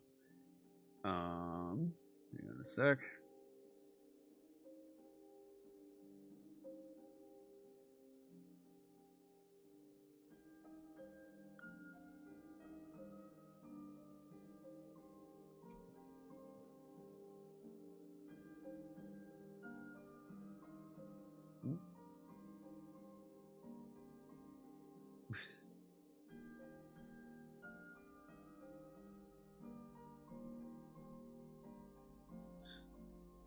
Go figure. Man, it was like I was talking about Stray Kids or something on here, but oh hey, what up? What up, Crow? I was talking about Stray Kids on here, and Amanda texted me like, "Oh my god, they have a new album out." Okay. So I'm trying to find a use, or like I need something for the world and judgment, and then we have everything covered for like the deck of many things actually being represented by the towers. Oh yeah, we saw the Game Awards. I you know what? Balatro took everything I pretty much thought it was gonna take. I didn't honestly expect it to take home Game of the Year. Good for Astrobot though. Let me see here. I'm sad we didn't have Bill Clinton Kid come back.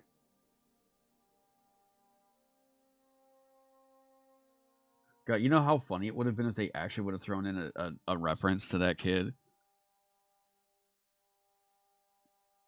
Let me see here. Judgment. You had a feeling it wasn't going to win that one. Honestly, you're surprised Astrobot won. Maybe. All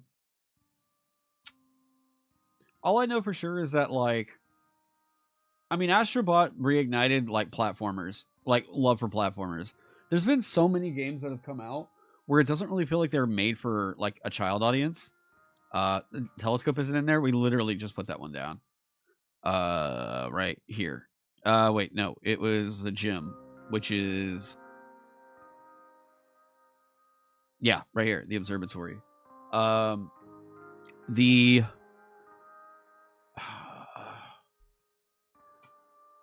was really surprised that Black Myth Wukong was like on everyone's tongue. But yeah, Astrobot like really reignited everything. Man, it really reignited a lot of love for just basic ass platformers again. Like, I think because of Astrobot, we could very easily anticipate that companies might try to take a swing at like revitalizing maybe Banjo-Kazooie or ukulele, or I saw that Croc was actually like getting a remake. It might not be the death of Crash Bandicoot that they were originally thinking. I think that Astrobot could mean like we'll see a lot of old IPs brought back that honestly everyone's kind of thought was only Mario's territory, right? You hoping Ubisoft takes Rayman out of his grave? Yeah, that's so funny.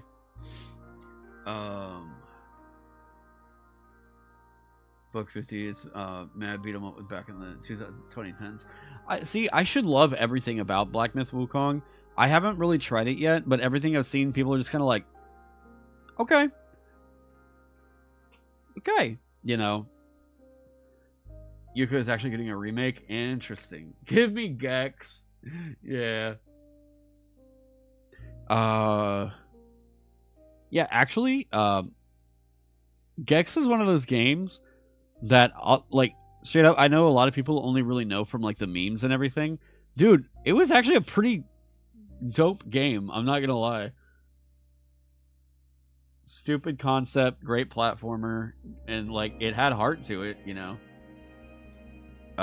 Comet the World. By themselves, they must defeat the next enemy they encounter to gain a level.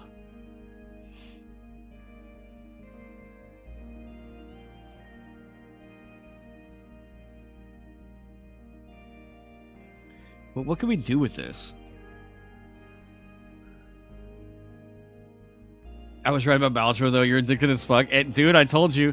Yeah, it was funny. I saw the other day your Steam account came up on my, like, your friends have recently played this, this, or this.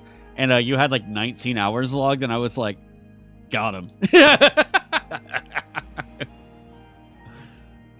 You just got done playing it for a swift 2 hours? Hell yeah.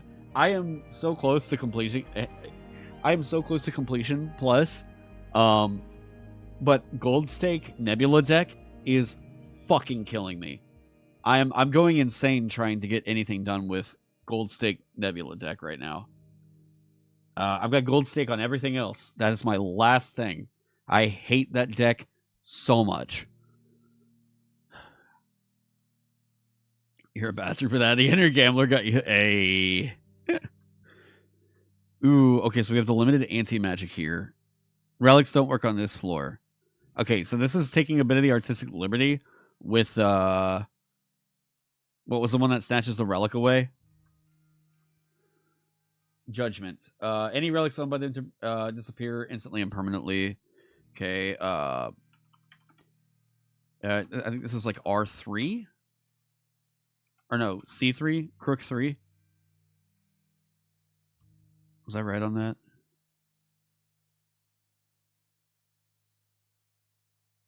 Mass Gallery. Yes, Crook 4.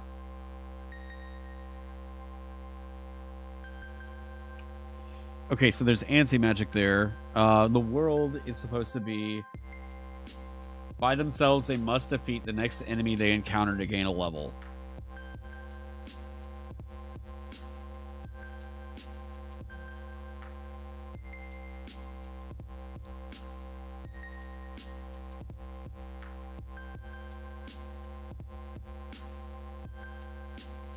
Man, I don't... By themselves. It's a perfect game for your bad back days. You just grab your ROG portable gamer and die in bed playing it. Yeah, right?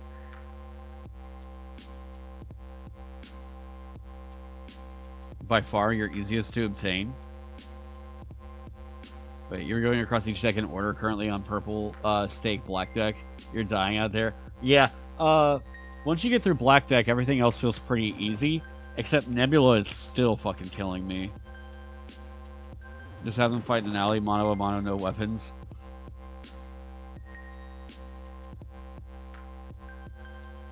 There's a couple different parts of this. By themselves, they must defeat the next enemy they encounter to gain a level. Now, boss rush. We do have this kind of presented already with death.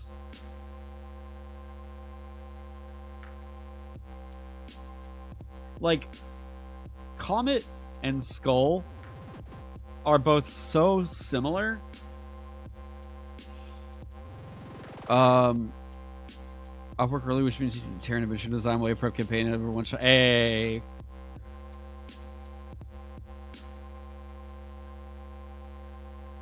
They must have been the next enemy they encountered to gain a level.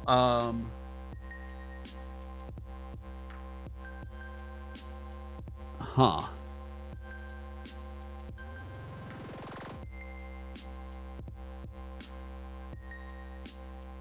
If there's a mirror room, have them fight themselves.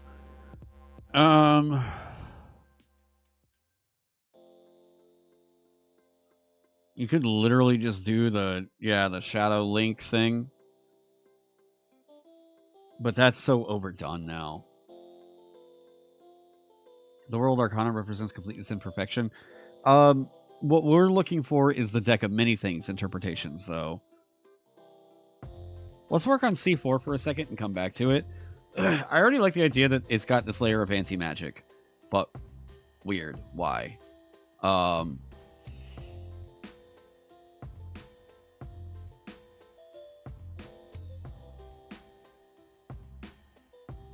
Something, okay, so if we want to get weird with it, say like a large tree, yeah, I know it's all the music starts playing, right?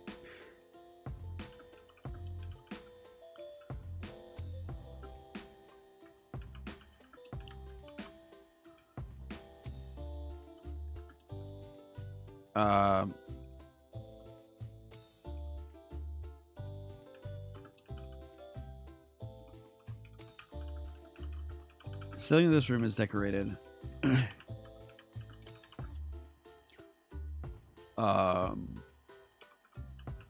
Hundreds of bird-like talons with a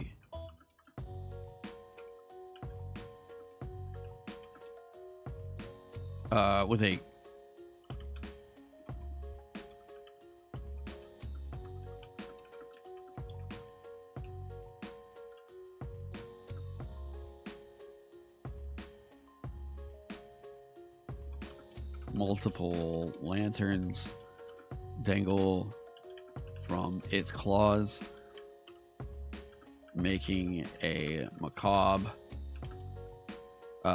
chandelier. There we go. I like that. This could be like a reading lounge.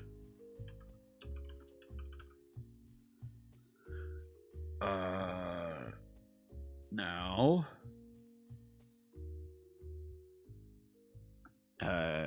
Okay. A fireplace, sofa. I guess we'll say couch. Couch feels more. Yeah.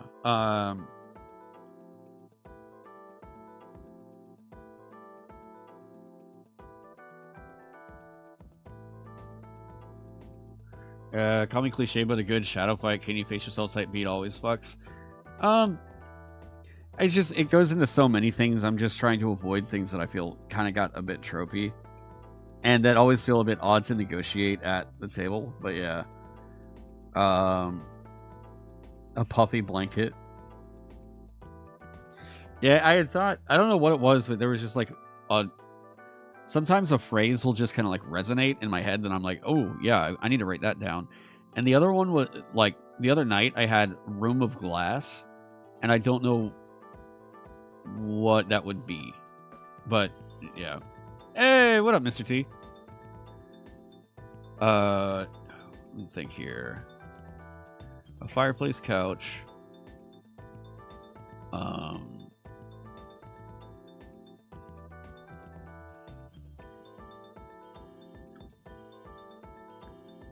Reading chair and end table. All here we go. A couch, reading chair, and end table sits on an, I will just say, an owlbear rug.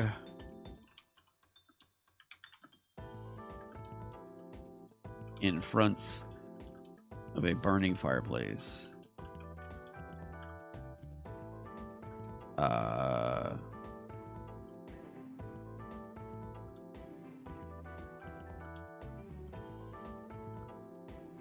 Make it a white owlbear. White owlbear rug in front of a burning fireplace. Okay. So, limited anti-magic. The powers of relics don't work on this floor. So now we have an encounter.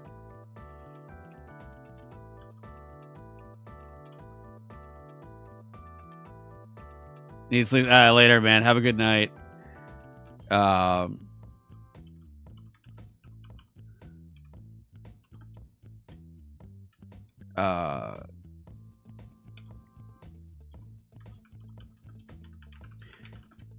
Anyone attempting to sit the furniture here who is not approved by the owner of the keep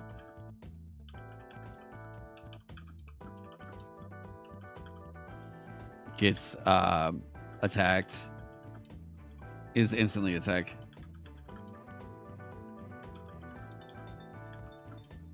By the owlbear rug. Living rugs are such a troll enemy. You use them at least once every campaign. Yeah, I even wrote one in Vagabond. The Rubtafussel. What's funny is combining those two.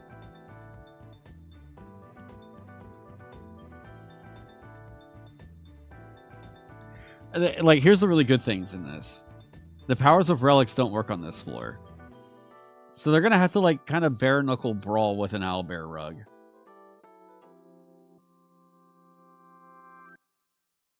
Hey, what up, Gearsmith? How's it going? What you could have saw the stream go live. Oh, yeah. I'm trying not to ping everybody. I'm trying not to ping everybody in the Discord anymore, because I think, at least from what I've heard, people think that the @everyone is obnoxious. And I tend to agree. But I don't really know what else to kind of do, so I'm testing some stuff out. Large. Cryptid. Damn.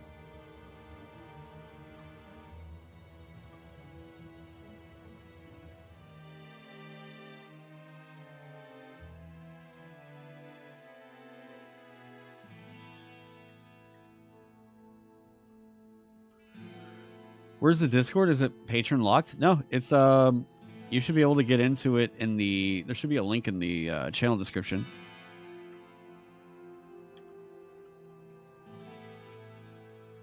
Subheader.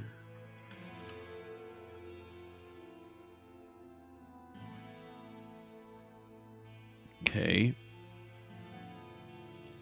We'll clean all that up and get it more unified later on.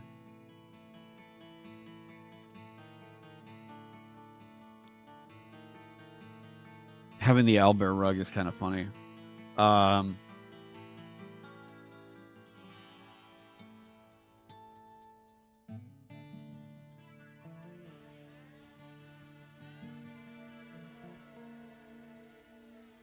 Wait, this would be the actual, like, living room. Oh, yeah, here we go.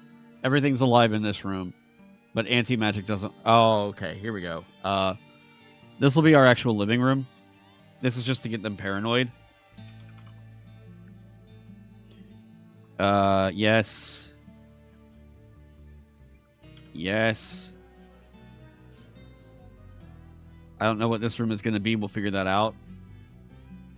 The stairs. Yeah, stairs are alive. Relics don't work on this floor, but everything in the room is alive. An elemental in the fireplace. I'm trying to think if there might be something... I mean, yeah, we could just literally make it a fire elemental in the fireplace. This is also an excuse for me to throw in potheads in here.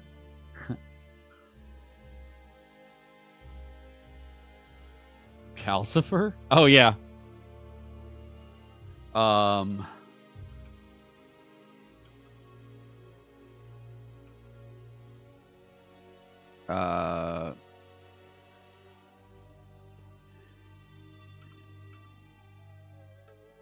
Okay. Living furniture. Anyone attempting to sit on the furniture in here who is not approved by the owner of the Rook and the Crook is instantly attacked by all the furniture and owlbear rug. Yeah.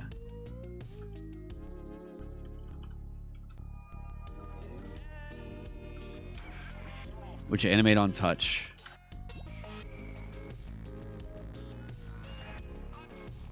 The potted plant gets awakened, yeah.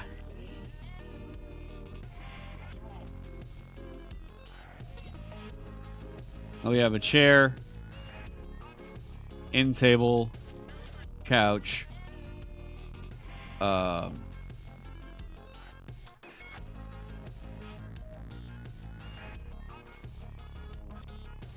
feel like we need something else in here.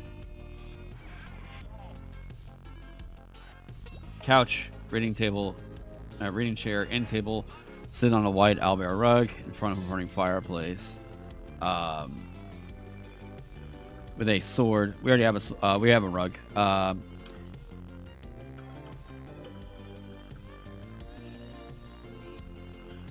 Wait, this is Crook, right?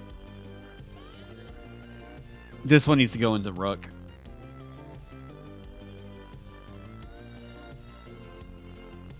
It's it's not a flavor win for Rook. Or for Crook.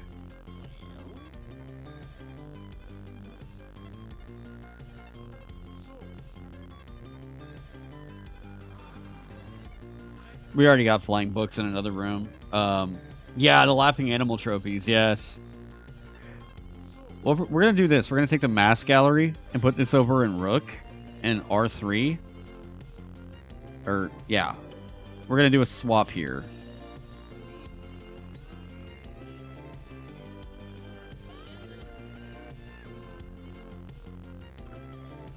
And then this makes a lot more sense going over into Crook. And I'll explain why.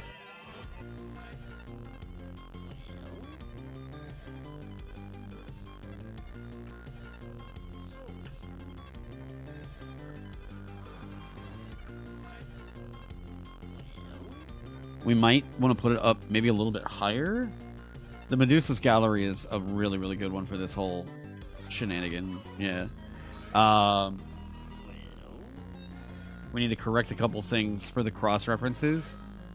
But essentially, if you'll look over here at the random encounters, I've already got animated armor and flying swords, gargoyles as a part of like Rook's aesthetic. So I'll probably leave that in over here. The Beech Tree Shrine could be where I have some satyrs kick in. Okay. Oh yeah, the hunting trophies.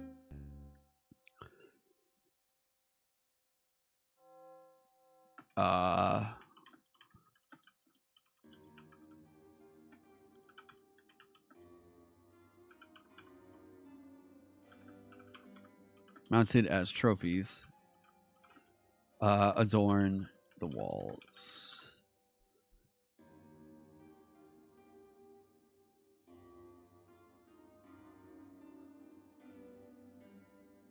Yeah, this room kind of fucks. Man. R4?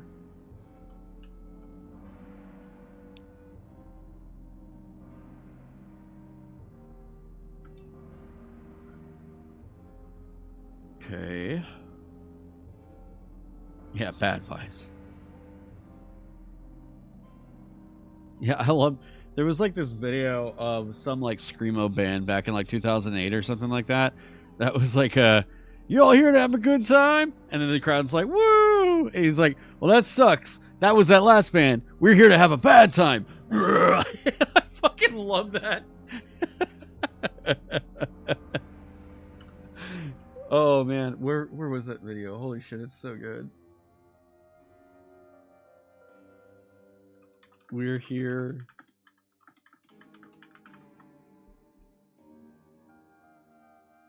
Yeah. Yeah. I fucking love this video. Yeah, let me pause this. Here we go. Having a good time? Ready to party? Have fun? Yeah, well, that was the last guys. Wrong fucking band. We're here to have a bad time.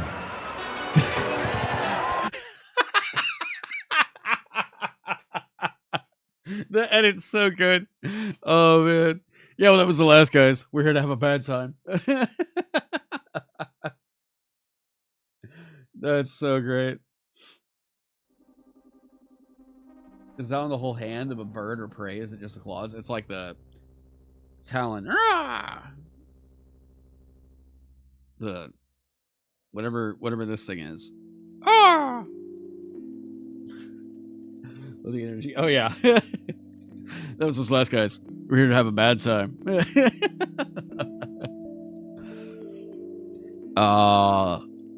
Having the portal is good.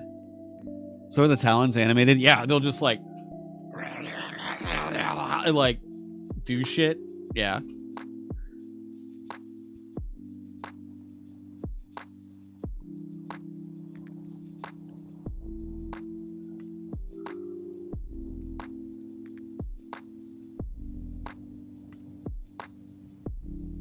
Yeah, so what we need to make sure that we have is... Okay. This includes the owlbear rug. Run as owlbear.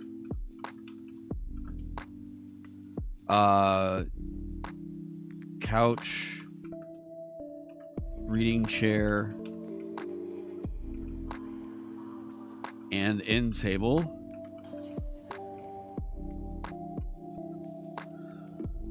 Couch.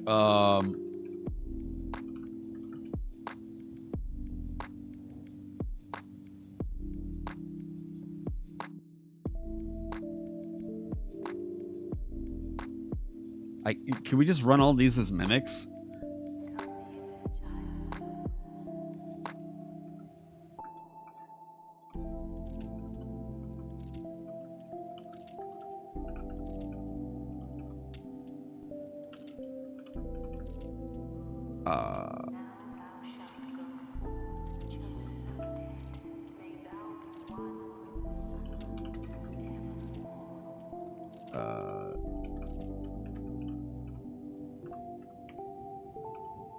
Okay.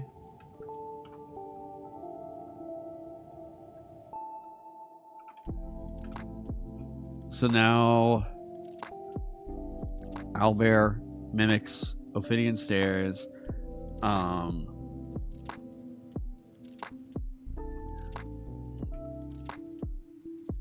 The sword run as flying sword. Suit of armor run as animated armor. And the stairs going up, Ophidian stairs. All right.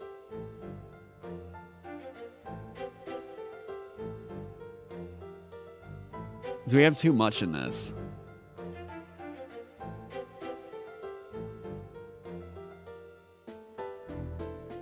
It's not a room, it's a blender.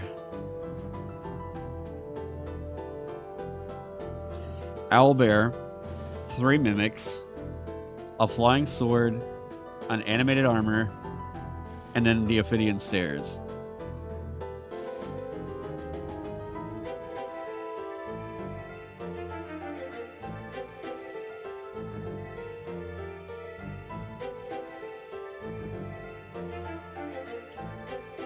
It doesn't have to animate all at once.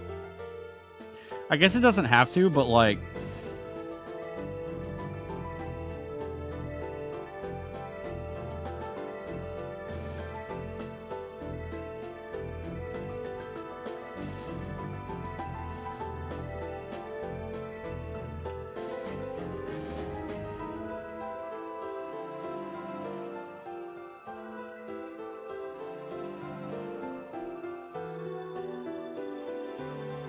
Putting on the party if they're strong. Get them all at once. Yeah. Have the floor be a mimic and act as a conveyor belt for whoever they want to run out of the room. It just pulls them back in. Let's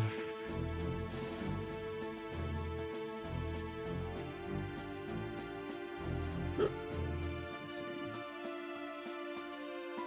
Oh yeah, I guess they're changing YouTube channel memberships. And I don't really know what the hell's going on with that, but like they're trying to make it more appealing to be a YouTube member.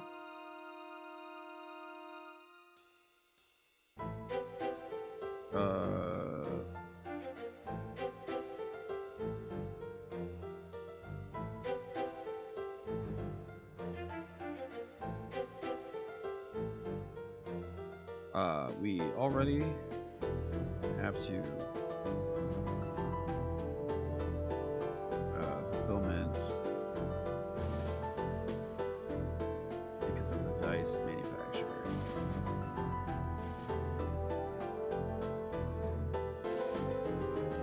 And yeah, if we could do emails, that'd be awesome. Okay.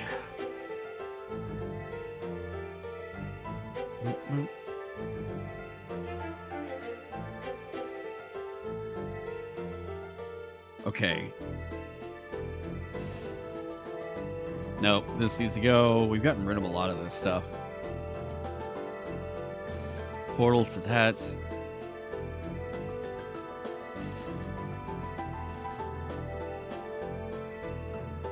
Julia?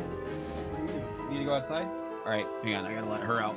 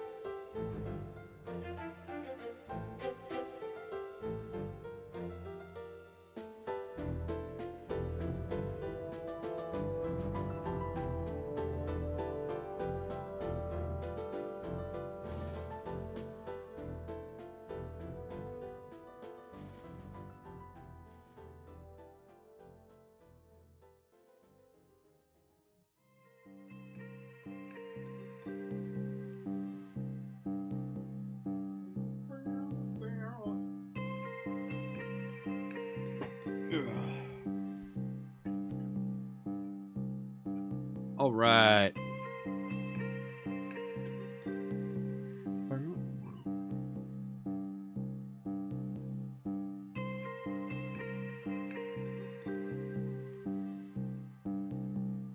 I need to work through this.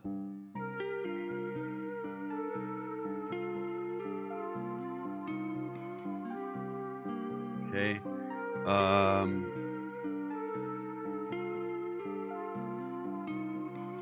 I don't know what this room is really representing at the moment. Maybe it's just more of like, yeah, you get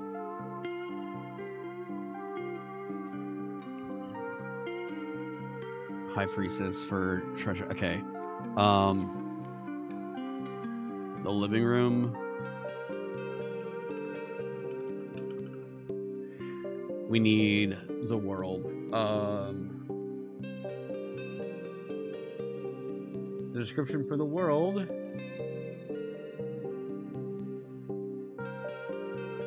By themselves, they must defeat the next enemy they encounter to gain a level.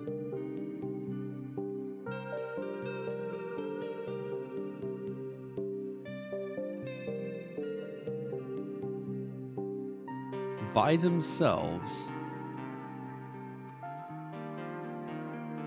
they must defeat the next enemy they encounter to gain a level. I mean, at that point, once we wrap that up, we just need to map it out and make sure the pathing is correct. And then the dungeon is like ready to get play tested. We need to fill in some more blanks and stuff too.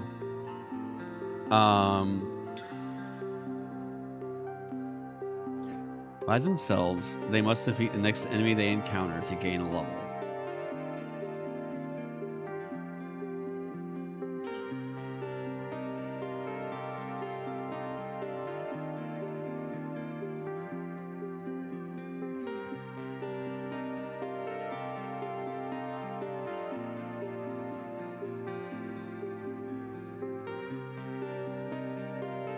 Could do...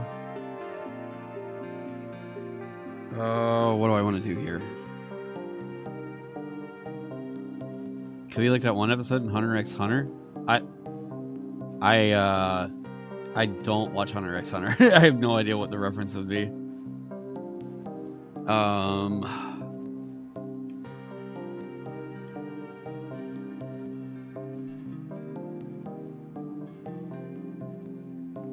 I had this very cool feeling like, oh shit, we still have to come up with C10 too. I actually think that this would be more cinematic as something happening in the top of Crook. Something that's preventing them from getting to the telescope, right?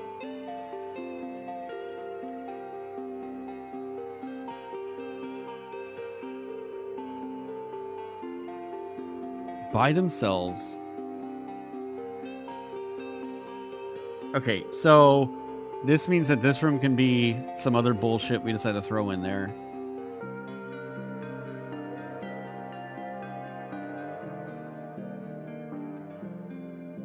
The solitary room, maybe? So basically you can choose what the challenge is. The arena is basically a standing platform to a bottomless pit. We're just going to extend and retract once two people enter a ring, but yeah. Huh.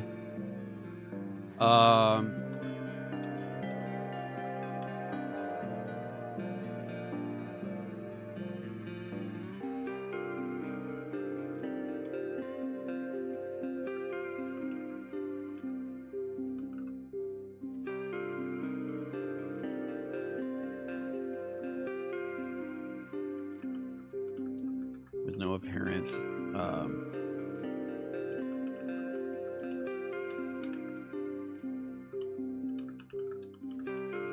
from how you came in. Okay.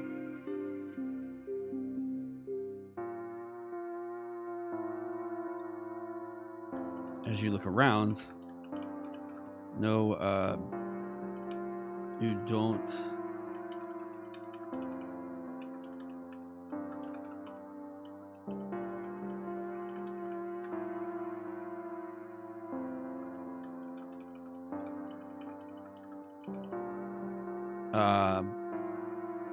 We need to make this a little bit fucky. What would this be? Because, like, we've already kind of got this fight happening in the upturned graveyard.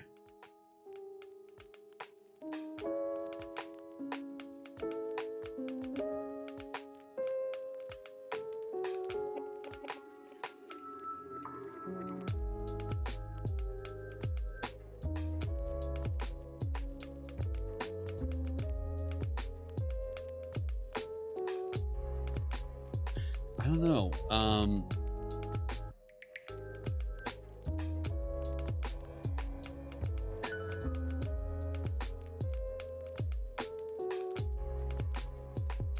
You don't even see your party members following you. All you can see is a single... Wait, how weird would it be if it was...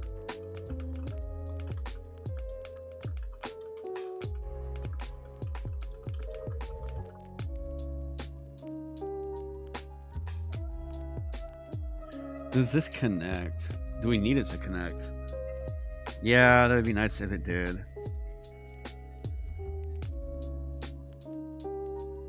The bottomless hole doesn't go up.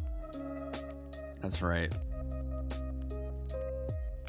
This one only goes back down. And they have to actually get up to C9 in order to get up to this area.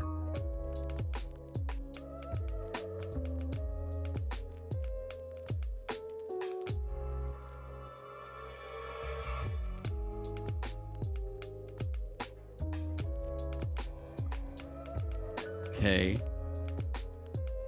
So this is already really weird, but it doesn't really feel like we have we don't really have a big compelling appeal to this room other than it's odd.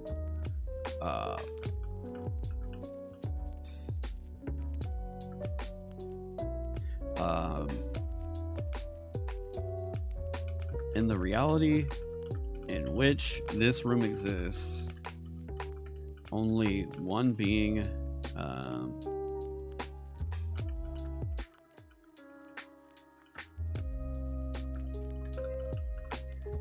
anyone else moving into it creates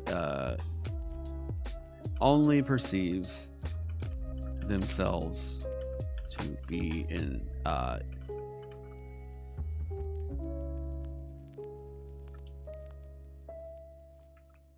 only one being occupies the chamber. There we go.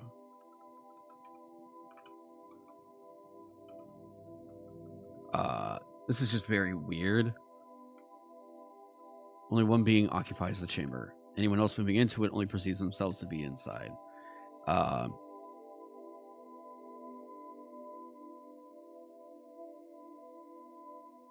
what, I mean, this is odd. Like, this is, if this were happening, this would be horrifying just for existing. But it's just sort of a thing that's here.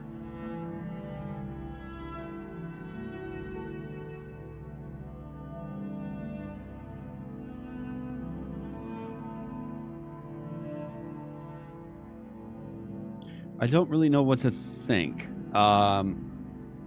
Is this interesting itself?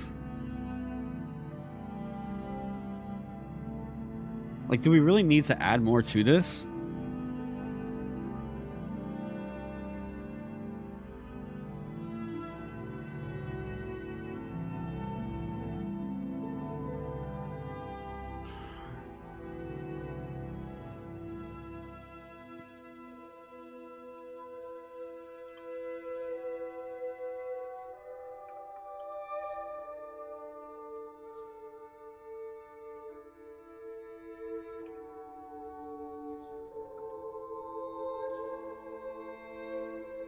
C11. Right?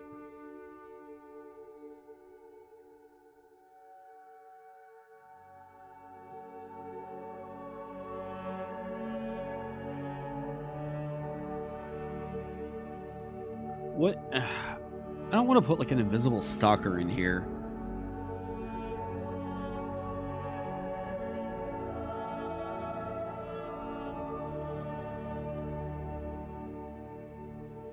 I don't know. I'm gonna have to think about that. Oh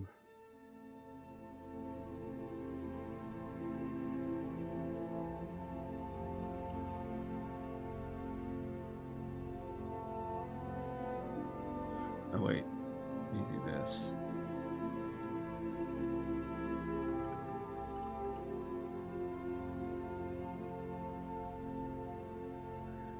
Maybe you check to rush through without taking some sort of mental stress or fatigue.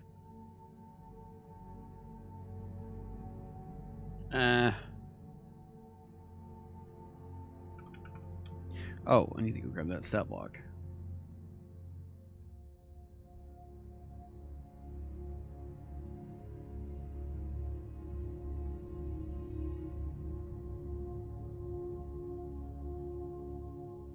Yeah, Mimic.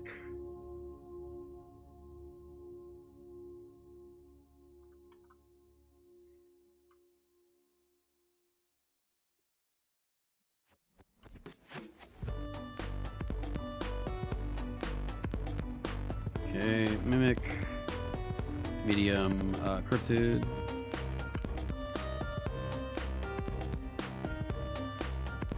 Haha.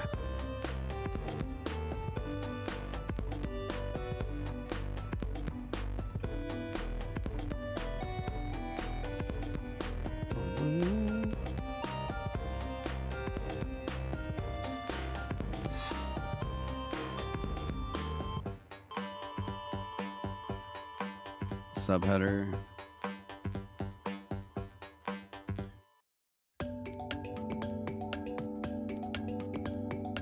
Hey.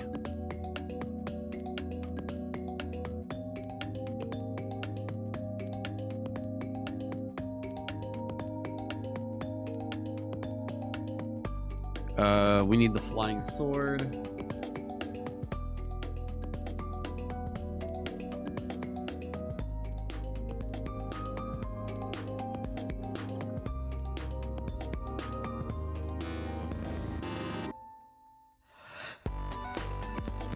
Flying spellbook, flying sword over here. Missed the beginning. I was trying to speak through. Hey, what up, J-Face? No, you're good, man. We've just been getting this one put together.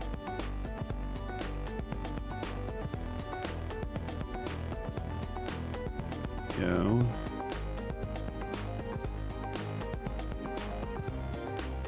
Shall be actions and abilities.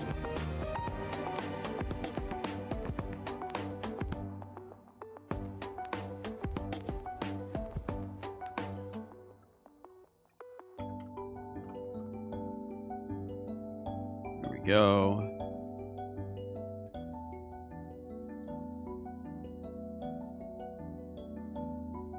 So we got these. Dude, YouTube hits me with a new copyright claim every fucking day, it seems like. There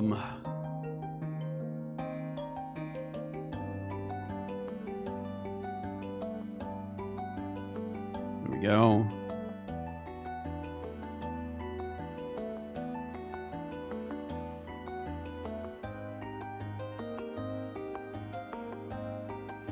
Damn, are we gonna have to go to like a 30-page zine on this one? Yeah, we still haven't gotten the map either. Ooh.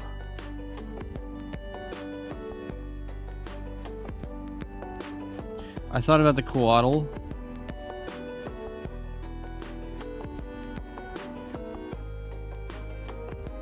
I don't really know where I could put it, but it feels really in theme here.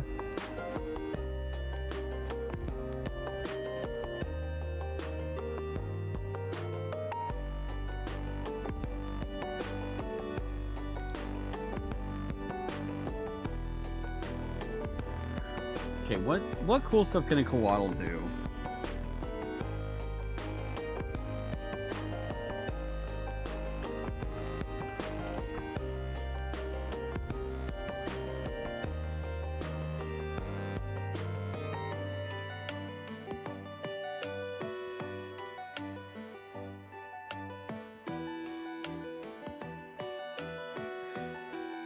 Psionics, ethereal jaunt, spells, cure.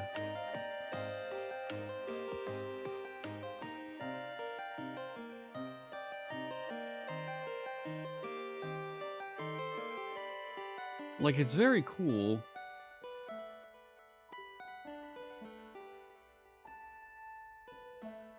Maybe that explains why there's all the amphitheaters and flying snakes. Is a coatl.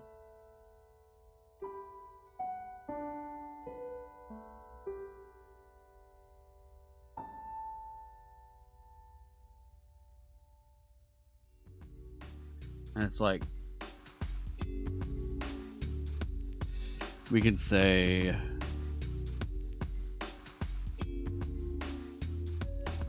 okay,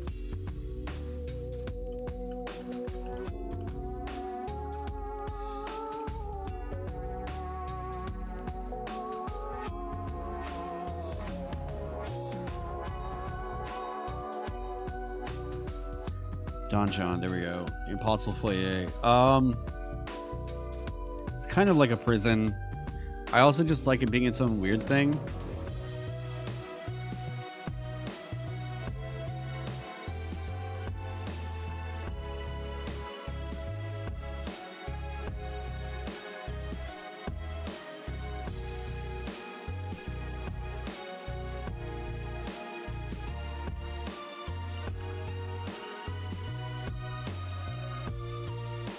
Plus, it's just a monster I don't really feel you see often.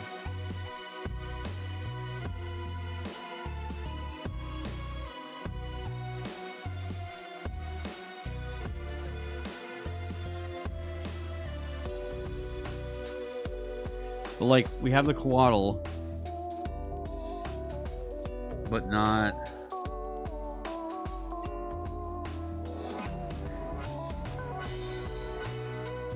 We had the Phoenix and we had the Coatl.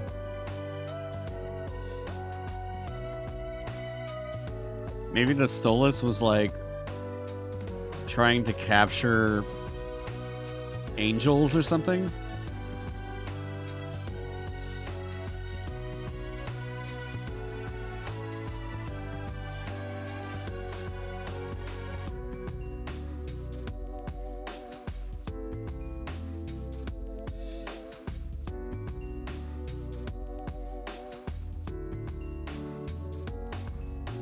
Could be part of the constellation.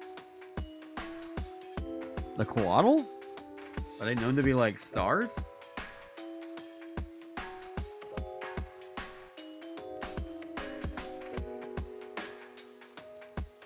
Serpentine beings of great intellect and insight, their brilliantly colored wings and tuneful manners speak to their divine celestial origins.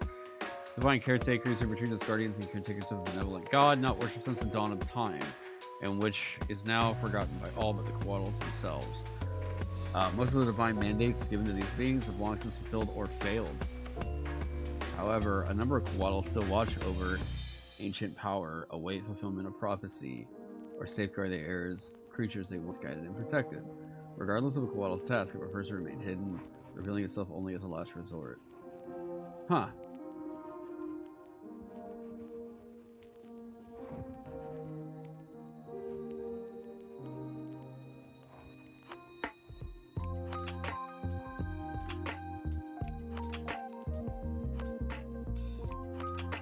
So,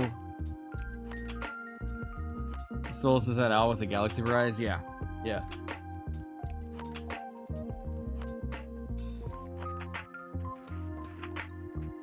You think there's one as a constellation because Western influence is hard to find what constellation it used to be.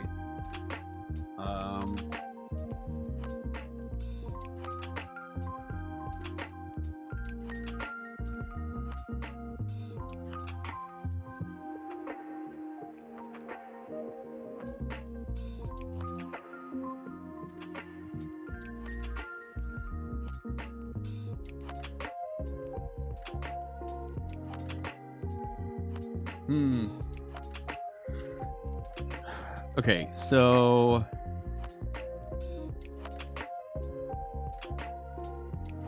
the Stolas based on Zeus, the rescued baby, blind baby out. No, the Stolas is based off the Stolas from the Ars Goetia.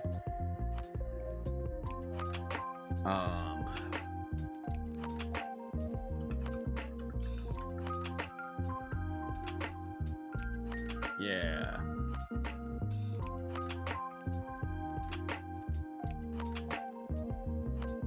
Face off with this dude.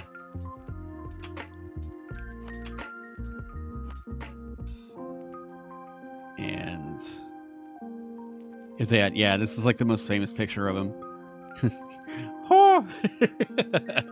I just love this giant fucking owl beast, just like, oh! Like, yep, that's a demon prince. They have, oh, that's cool.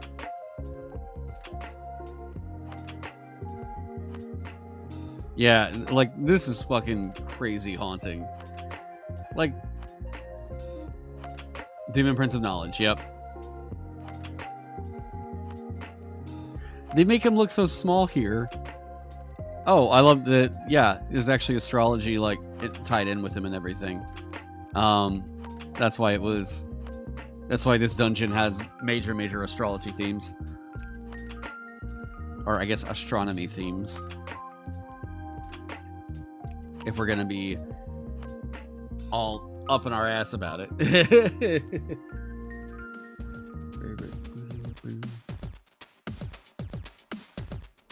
So I'm trying to think the cage Coatl.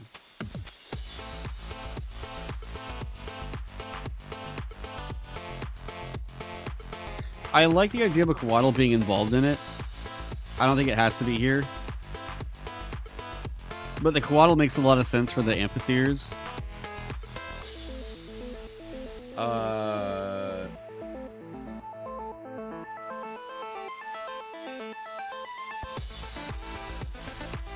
Oh. Oh.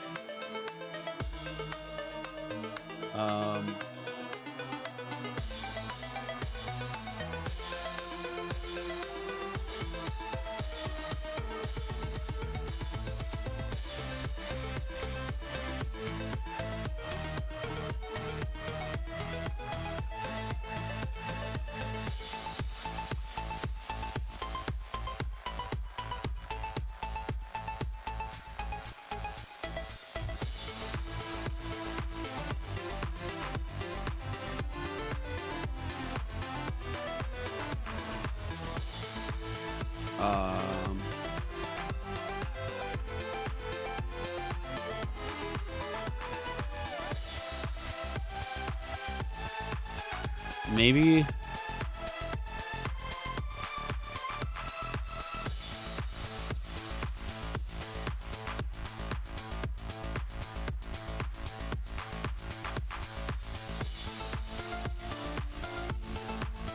Three. We need another page right here.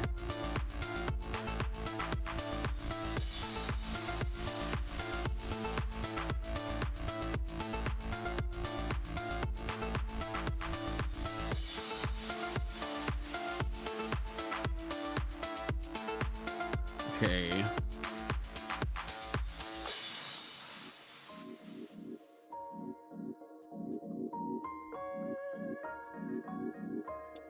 Maybe if something... Maybe they realize, like, if something goes wrong, or they do something that could help the Stolas, a coatl appears. But, like, that feels just like punishing them for the sake of punishing them.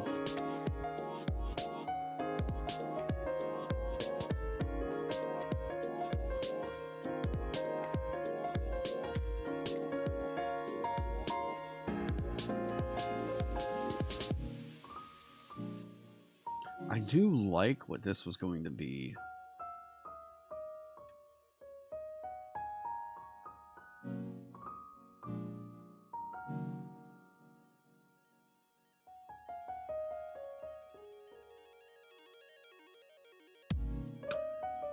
Where does this take them?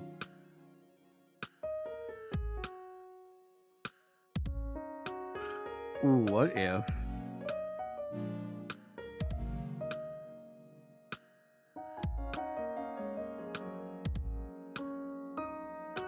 Huh.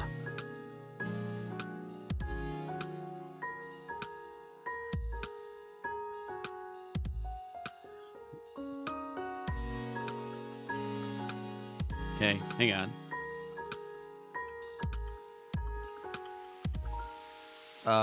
The floor under.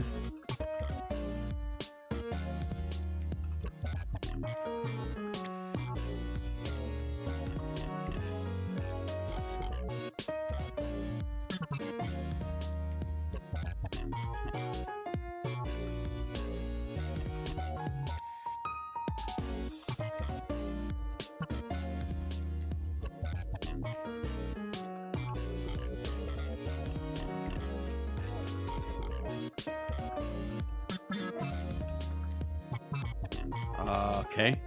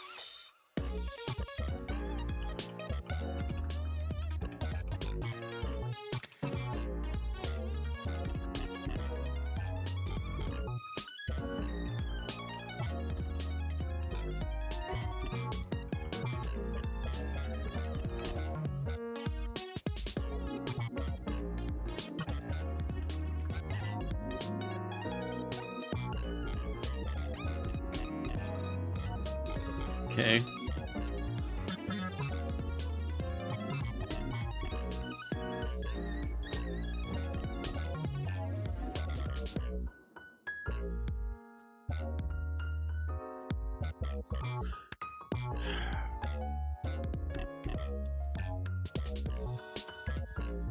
I'm trying to think. I don't want to get this to a point. I'm already feeling myself writing a soft lock in here.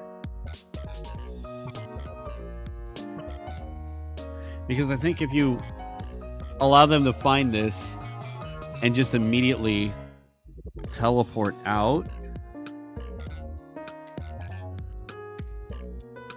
they could save the Phoenix super quick. And that would prevent them from, according to this, allowing them to use the wish machine.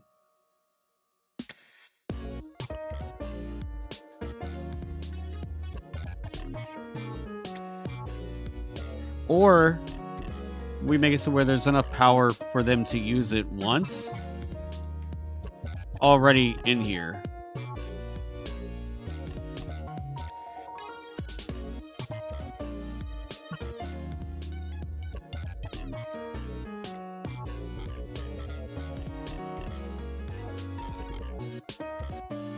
Okay.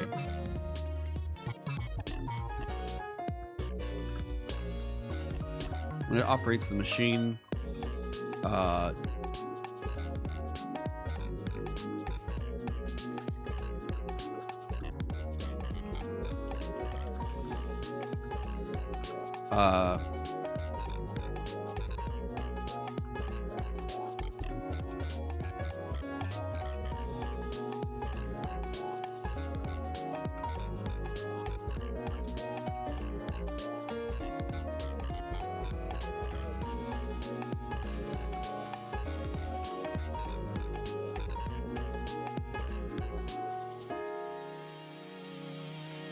there is currently enough power in the towers to run the telescope one more time. Yeah, the telescope once.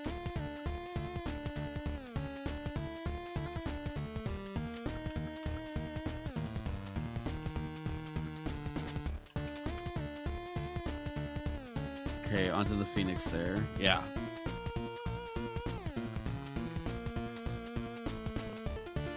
Okay.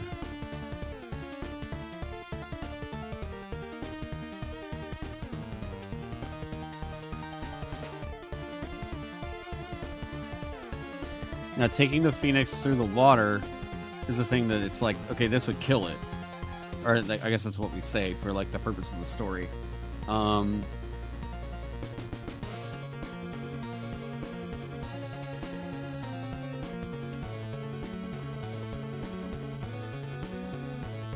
Okay, this,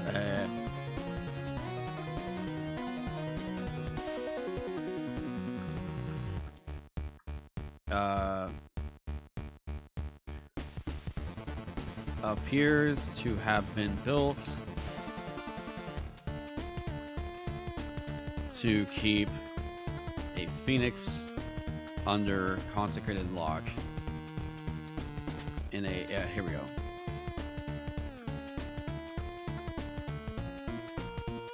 Consecrated prison.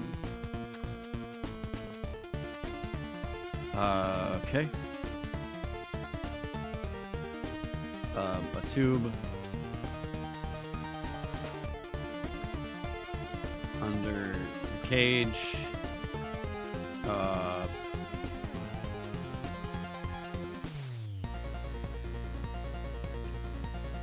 drains water down below.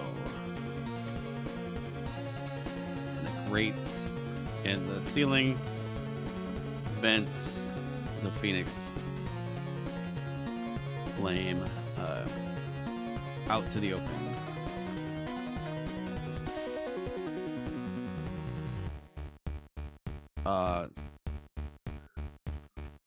A series of small gates open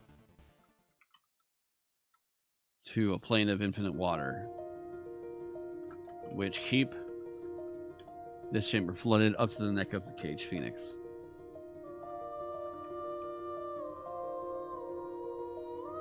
Which keep the cage flooded up to neck height.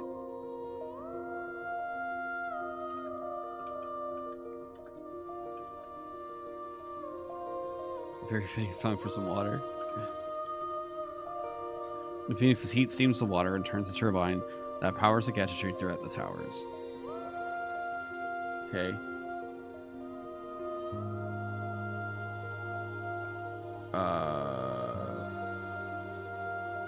Death and resurrection due to the power of the wish machine. So we can get rid of this.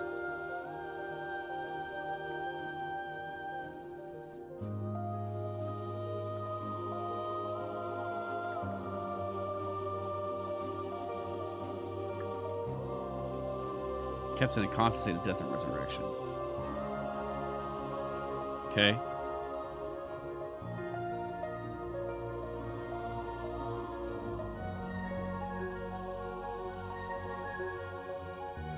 Okay, okay.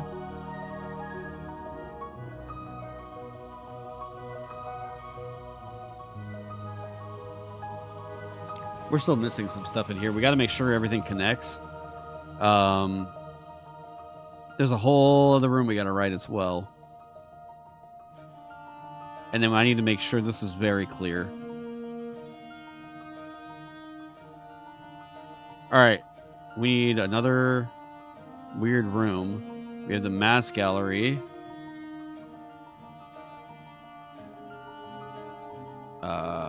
Scroll anathema. R3. No, wait, C3.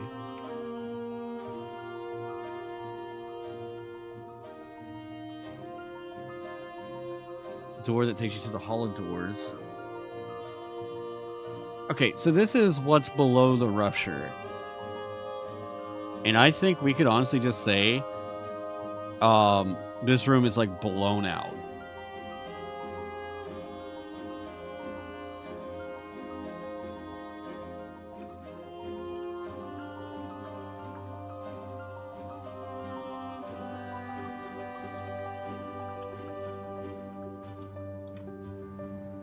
Revealing the chaos above. Right. Okay.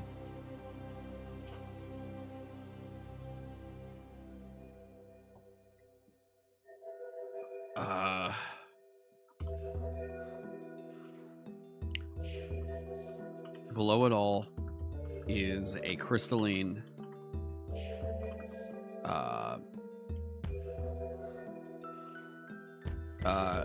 crystalline configuration, maybe? No, crystalline structure formed around an owl. Formed around a massive owl creature. A crown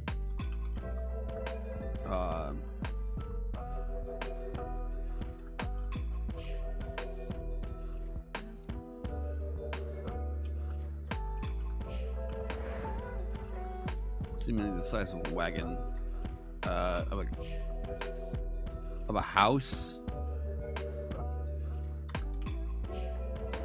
We'll go with an elephant. A crown.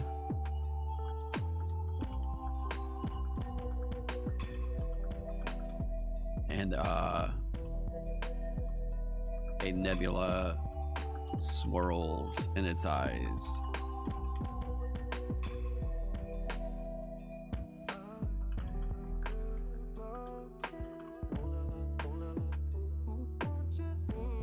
Appreciate your home first stream. Hey, welcome, welcome.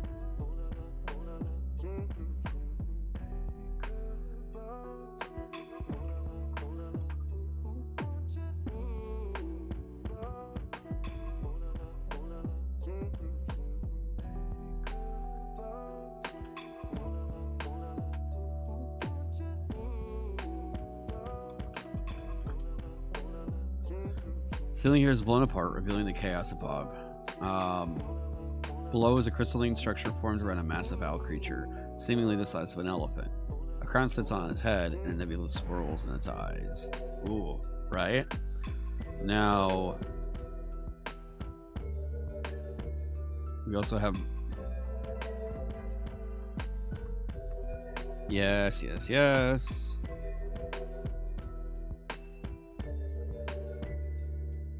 I think we can get rid of this. It's in... Well, okay.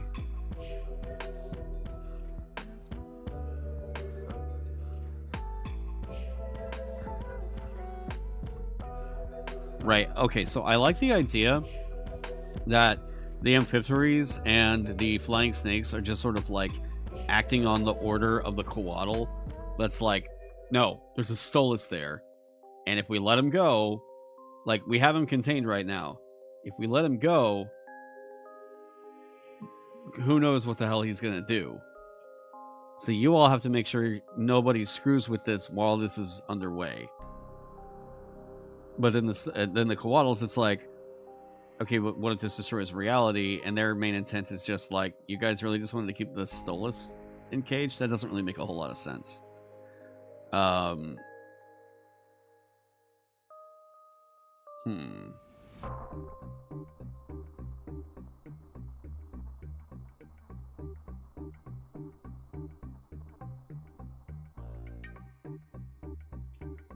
Right, we need to get this.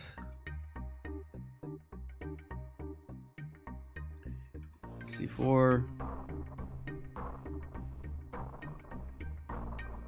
And then going up will take you to the chaos.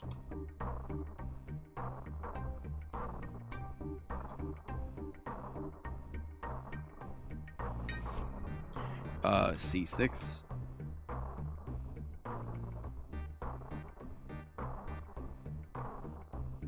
Right,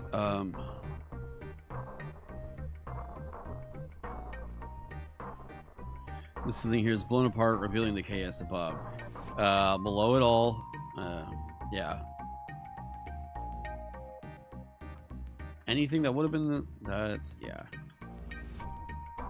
Here we go. Let's do this.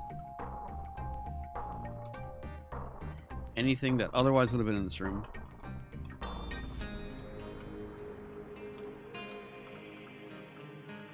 Has been pulled into the rug.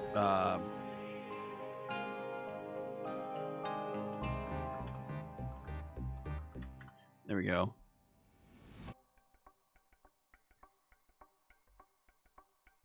Okay.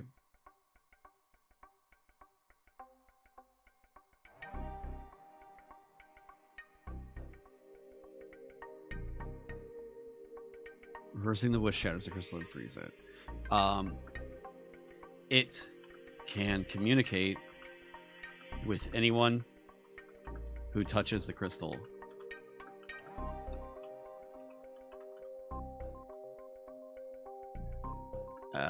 Begging for the wish to be undone.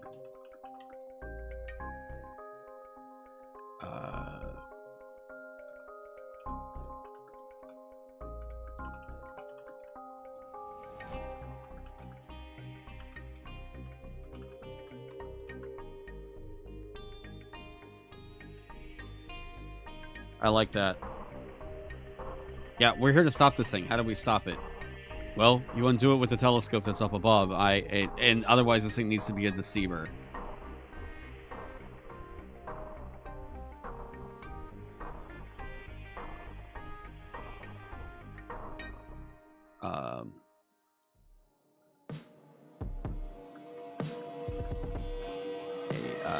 Deceiver.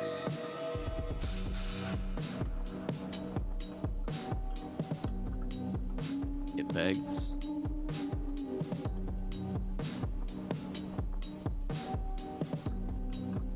To undo the wish to the telescope above. If this happens, it immediately attacks them. Well,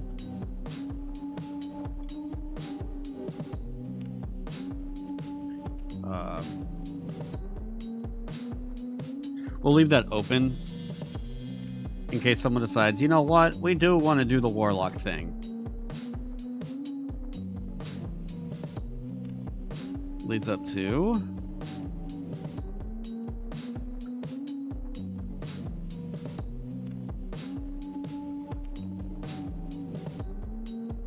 right? Here, see that. Okay, we're gonna see if stuff is connecting. I need another encounter right here. This has leaned in on the eldritchy shit.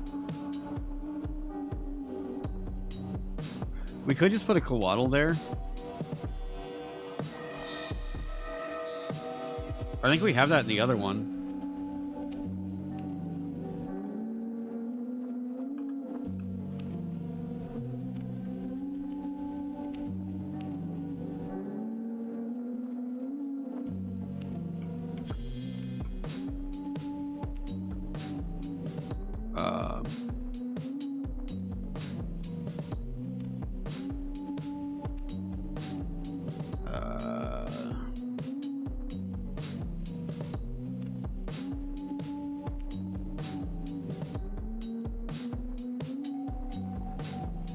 Need something that's going to be doing. Impeteers.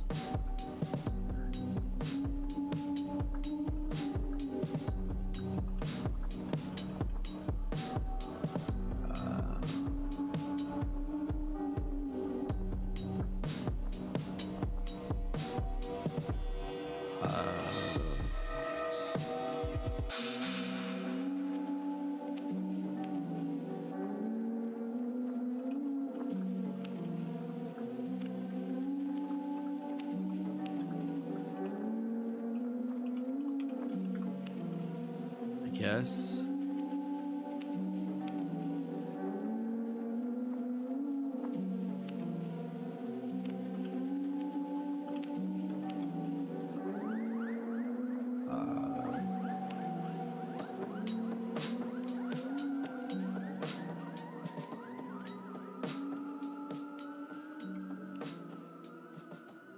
Wait, damn it. Through a window.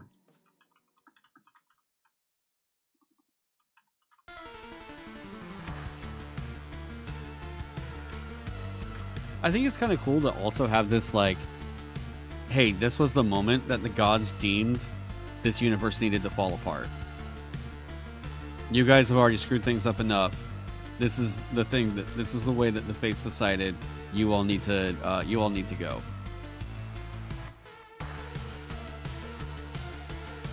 And that's freaky.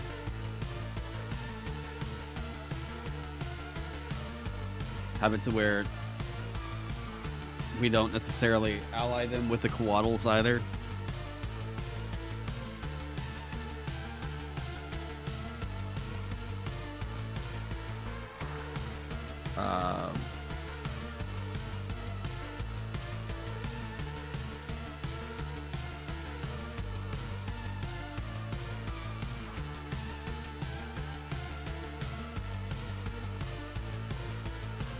To the coatl.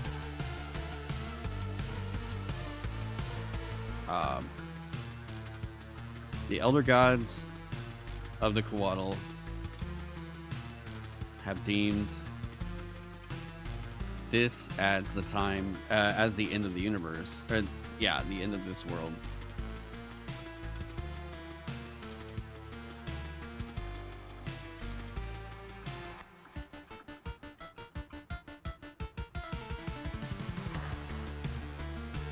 Okay.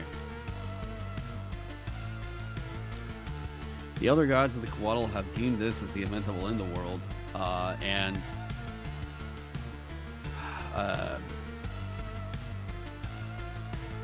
killing the Stullus is a literal two birds.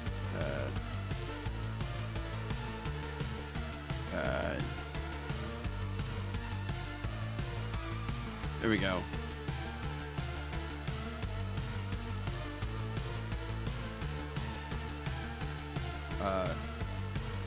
They intend to create a new world.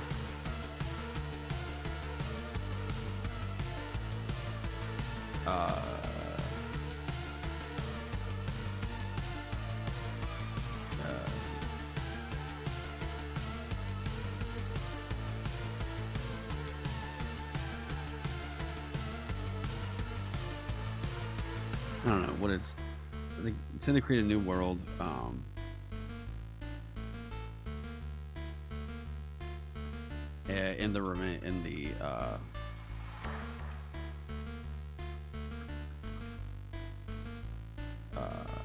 Yeah.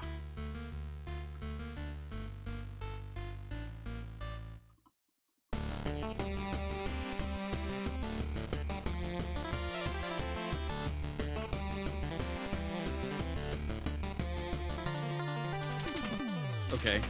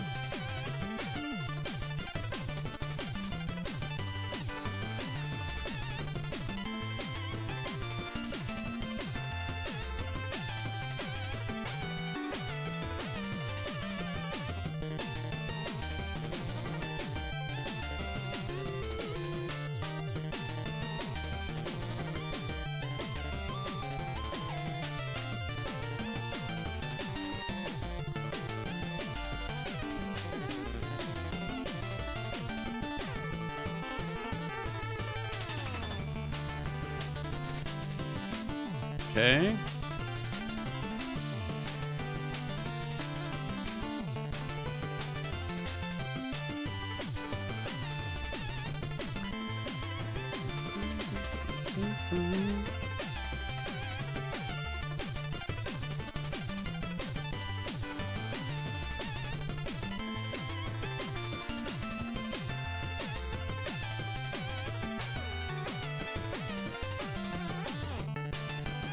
All right.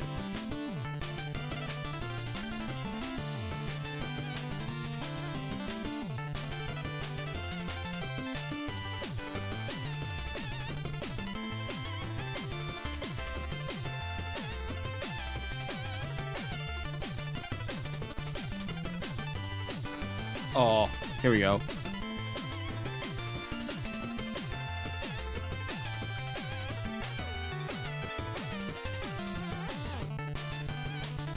Oh, there we go.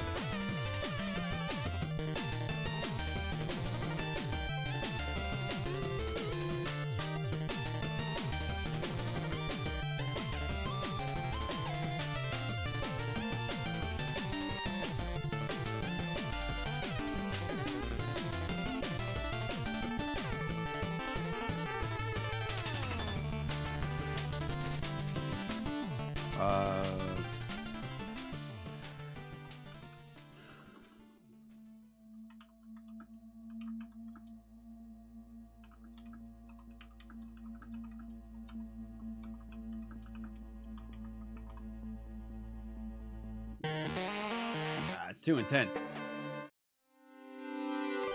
Okay. But let's do like, Ah.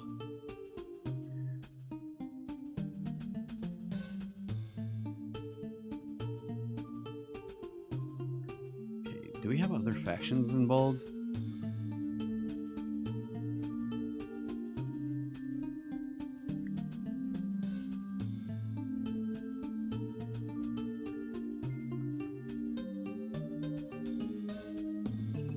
Really? Ah.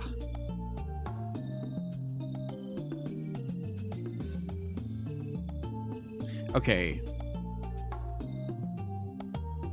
We need to check our cross references and make sure.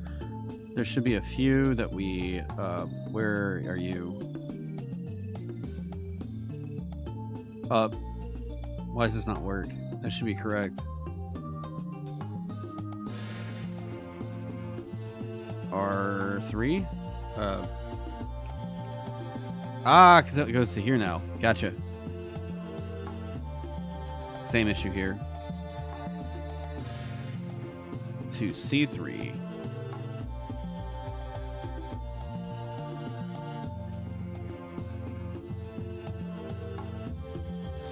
Ooh.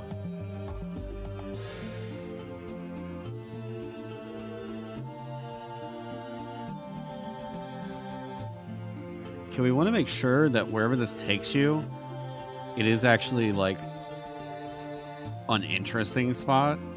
Beech Tree Shrine.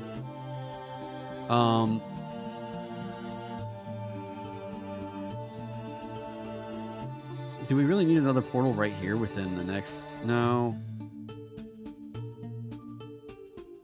We need to make sure that wherever it takes you is somewhere interesting, not just like, and it needs to be distinct. So it taking you to the shrine that you can just go down and then wind up going into another one? Let's get it out of the living room.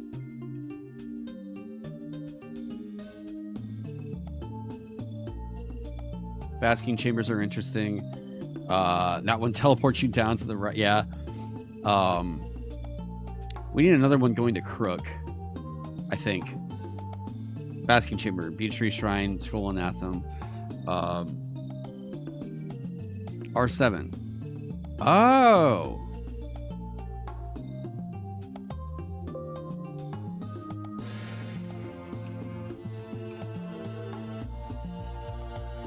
All right.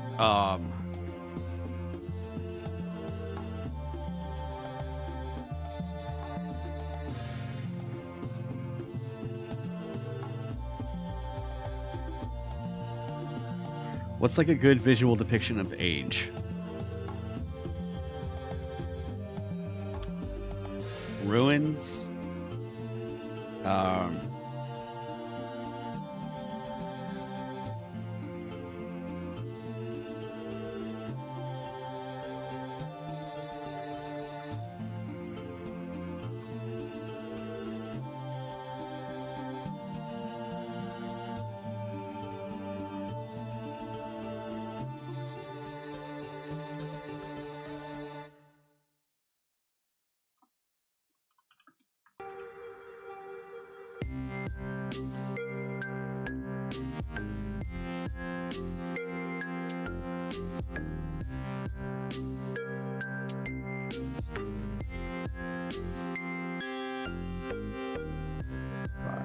Okay.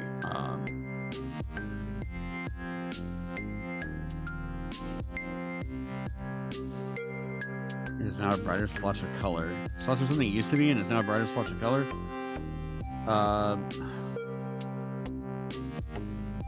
Oh, wait.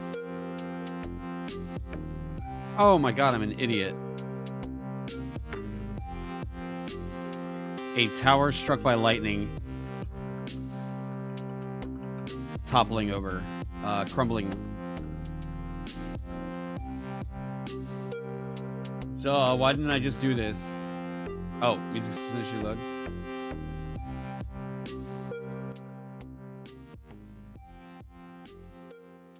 There. Whoop. Hey, no problem. Yeah, thank you for letting me know.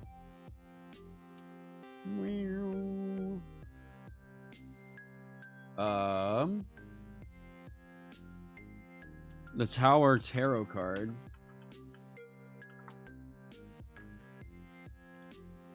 Yeah, why the hell didn't I just do this?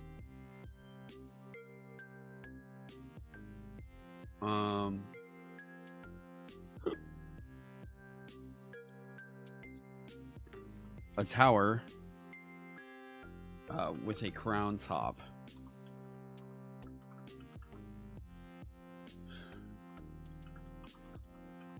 That's been struck by lightning. Is on fire. And there are 2 people falling from the tower. And there are 2 people falling from it. Yeah, there we go. A tower with a crown on top. It has been struck by lightning, is on fire, and there are 2 people falling from it. There we go. The dungeon.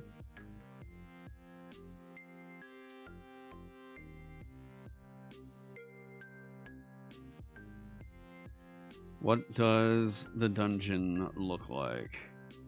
The Empress.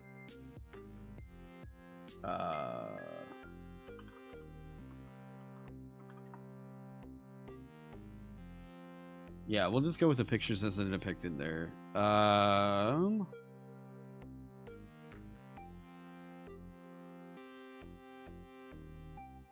Should be Rook 6, yeah. Okay.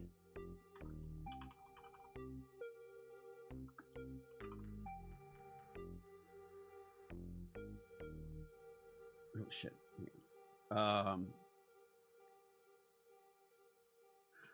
Yeah. A portcullis.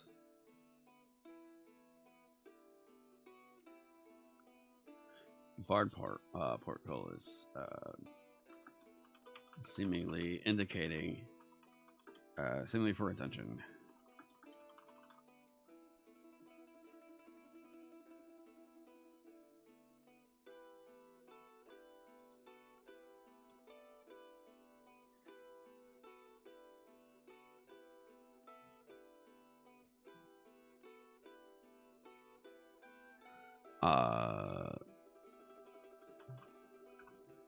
Portal dumps him into a writhing pit if he falls. Okay. Oh, that's no longer here. Hang on.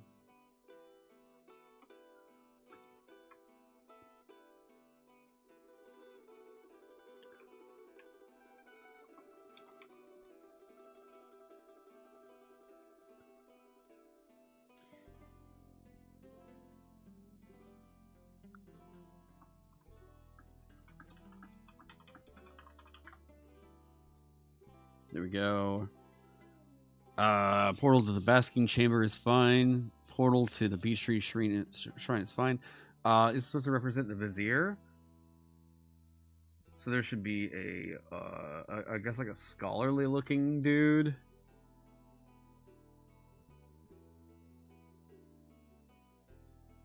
Ooh.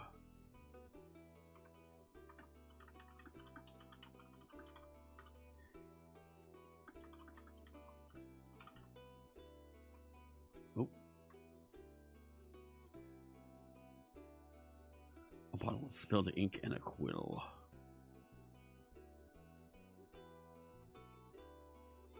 The shrine.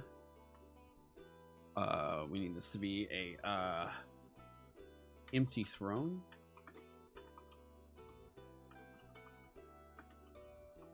Illuminated by sunlight. This takes them to. Yeah, it's a basking chamber, and I don't remember what this is supposed to represent. Because I think it was written before we decided to make this represent the deck of many.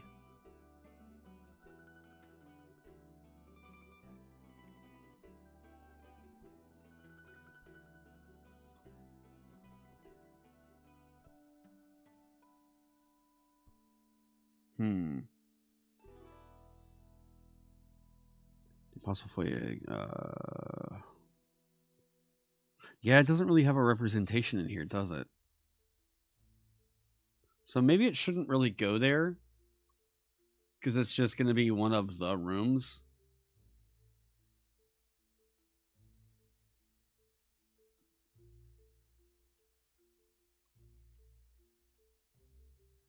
It is very funny to have a portal going out from there. Where is the... Is it in Rook? There we go. Okay, so this... I don't even have the door coming out over here. R7. Aging Ruin. Yep, we've got that. Yeah, and they would have been too close to each other. Okay, so that's not going there anymore. We want it to go...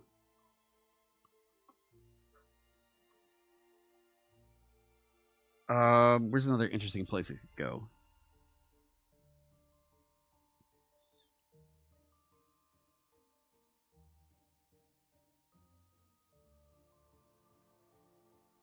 There was just a...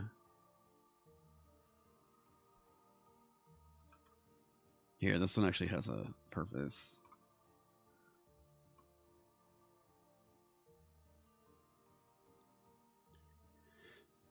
You see a pedestal on the other side of this room,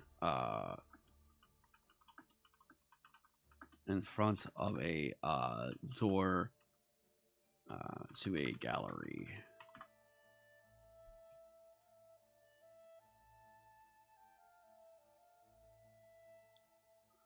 So magic, okay, books. So let's get over here. Schematics.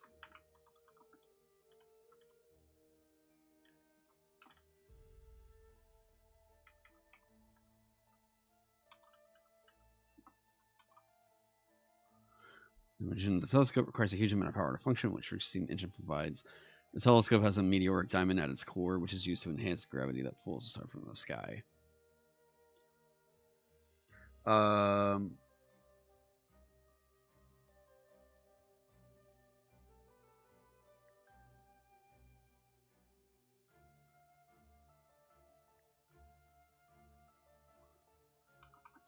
On past, let's say Arcana check.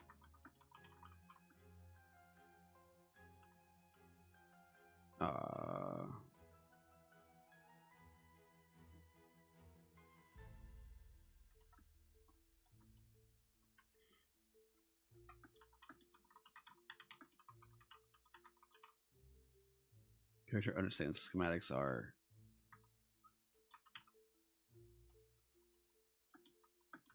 a massive telescope and steam engine. The telescope requires a huge amount of power to function, which the steam engine provides. The telescope has a meteoric diamond at its core, which is used to enhance gravity magic that pulls a star from the sky. There we go.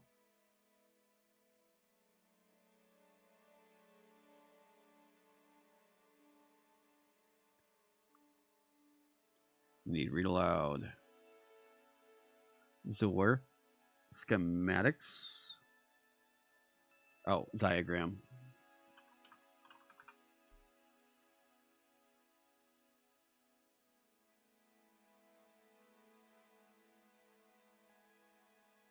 Spell scrolls. Books. Flying books, right. 6. Yeah. Okay.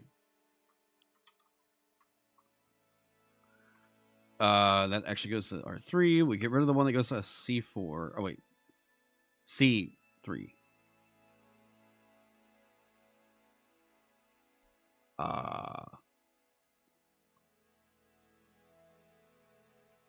Right. Is that correct? Crook 3. Yeah. I need to fix that one. Okay. So we need to find another interesting room for this to link to, probably in Crook. The scales are interesting. Bottomless hole.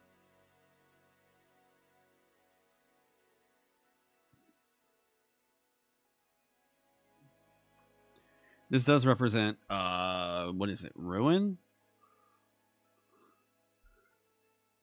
The bottomless pit is the chariot. void. Okay.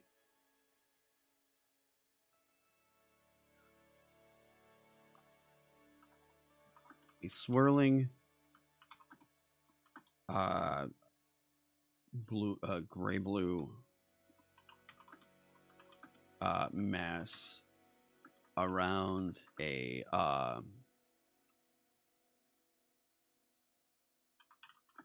swirling dark gray blue mass around a central white point. Portal to R8. Nope. R9. Nope. R7. C8. Bottomless hole.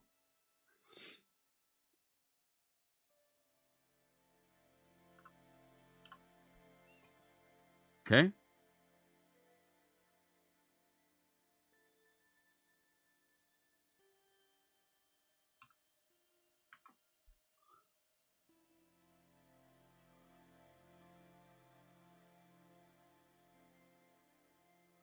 Okay. Stairs down. This does not link up anywhere. This only links up through the portals. This does not go down. We need to make this actually link to the right spot. And we need to fix the text beforehand. Stairs up.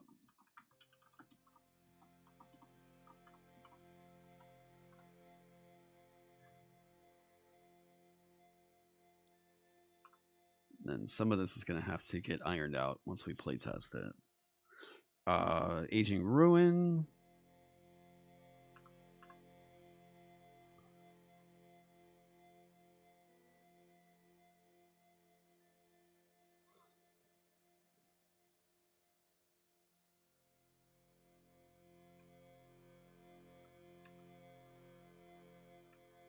Okay.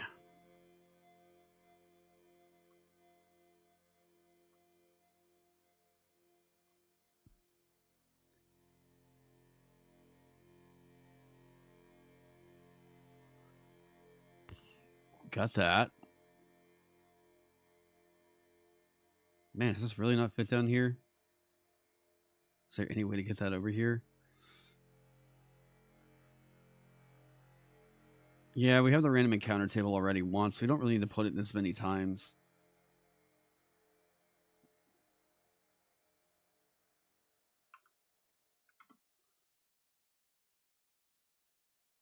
Okay, boom, boom.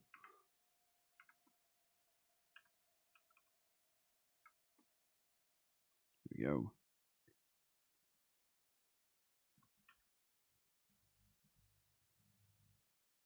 Special key. Okay.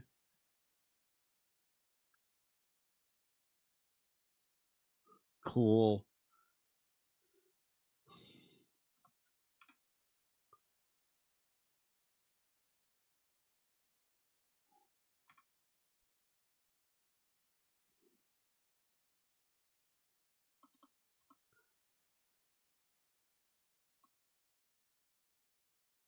Okay.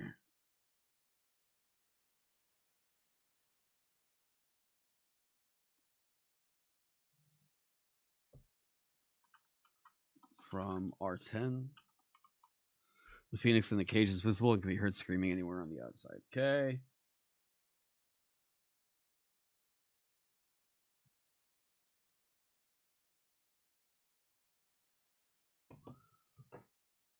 Why is this? I hate how there's like 4 minutes of silence at the end of that one. That always throws me off. Yeah.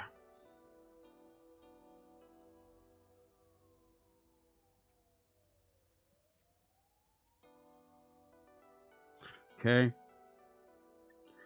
This goes down. Let's just make sure that these stairs at least all go up and down. If we need to get rid of these encounters table, we will.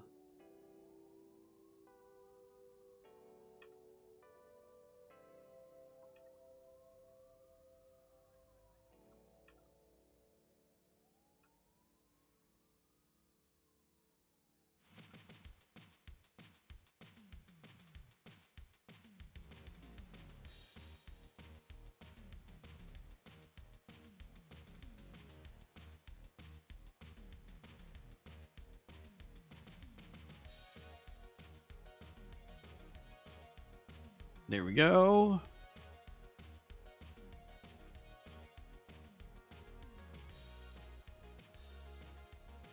All right, so now we're going to go through and just do a little bit of editing to see, hey, are all these going to the right spots? Starting from the top. First approach isn't really a huge deal. Rook, yes, okay. Entrance hall should go. Okay, first approach, Medusa's gallery, yep. Entrance hall, living room, yep.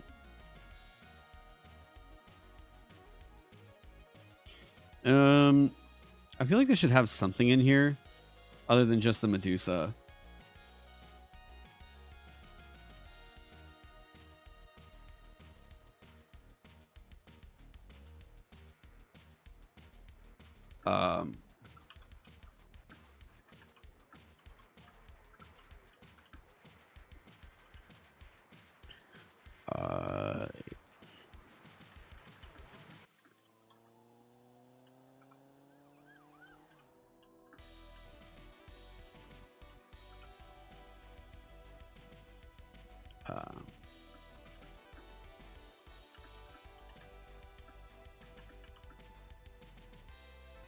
You know, to date with what I'm doing, Tara, with the layout and design is so freaking good. It's like, oh, shucks, thank you. This is an adventure I've been writing for a little while now.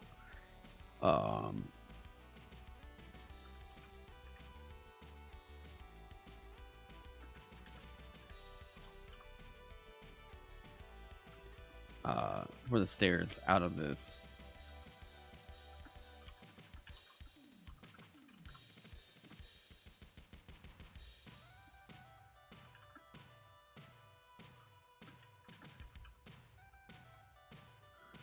Woof, that Medusa is going to be really rough.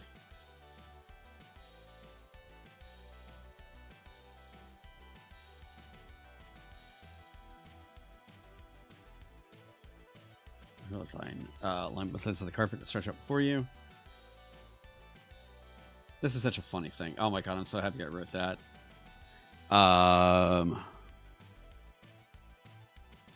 Okay.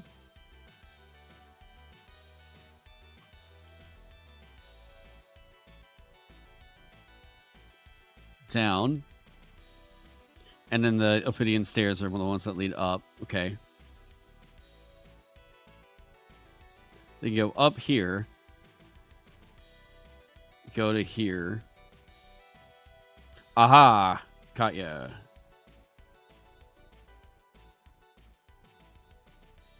R3.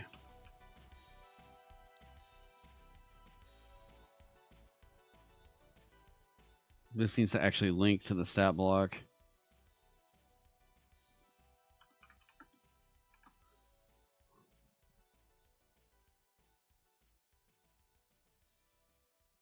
There we go.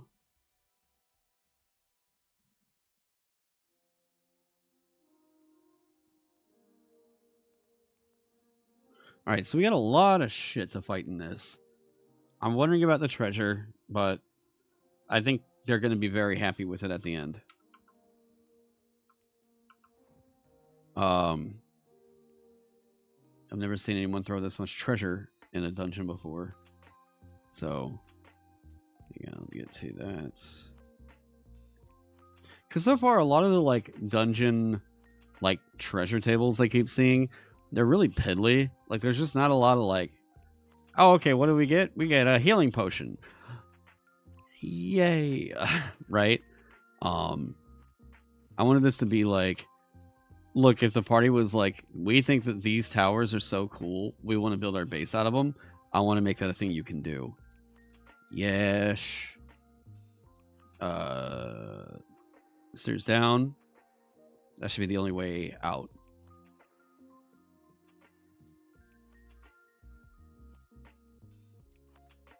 Okay. Hall of Doors. Aging ruin. Appears to be a living chamber. Is it absolute ruin? Yeah, that's right. Table. This is not.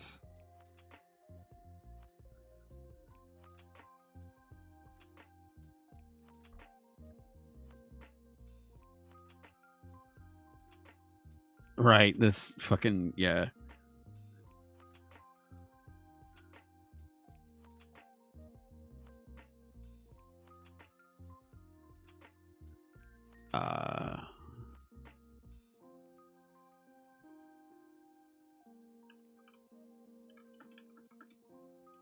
Hangs above the bed.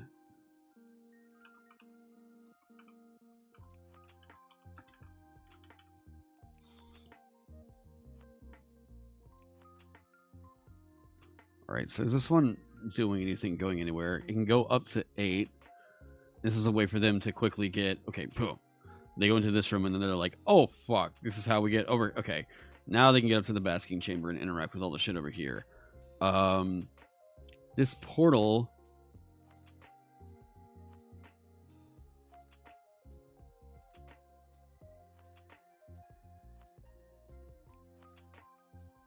A pass arcana check reveals that this is a glyph.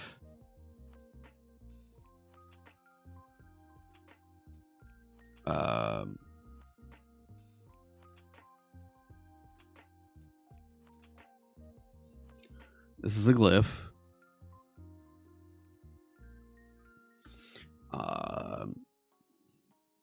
Activating it shuts down the portals. I guess the gateway.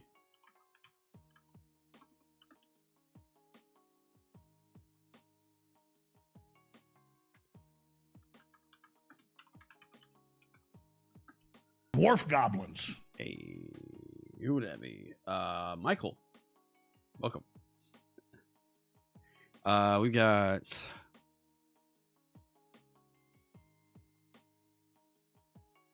in R10. Okay. Dwarf goblins. Oh.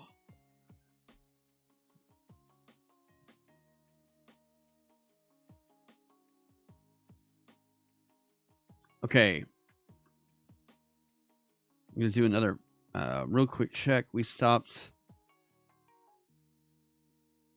Okay. Rook. Up to the basking chamber. Up to the Steamworks, down to Aging Ruin, right? Steamworks. This does not have a way out or up.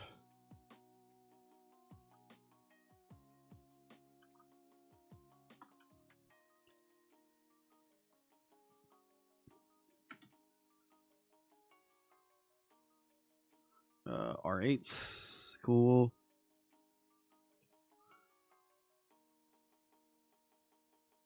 Now, wait.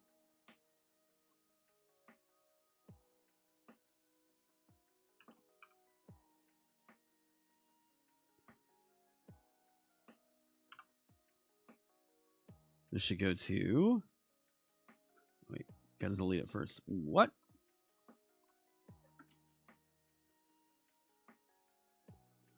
R10?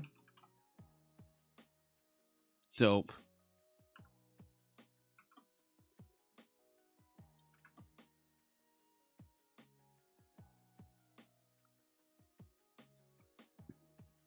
Okay, this one can't lead up, so we just need the down.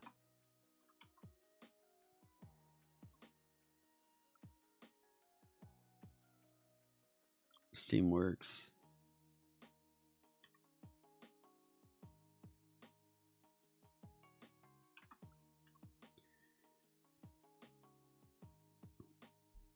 Okay.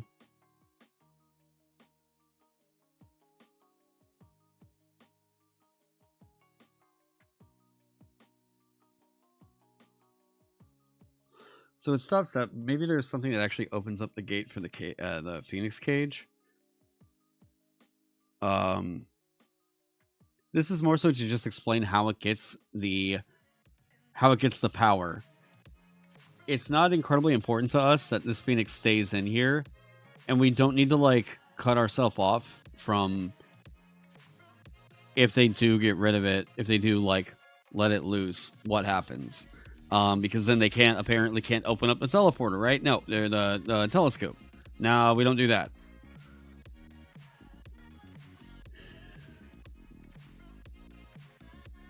We say there's enough power to do the things that they want to do, and this is just a thing that explained how it got the power.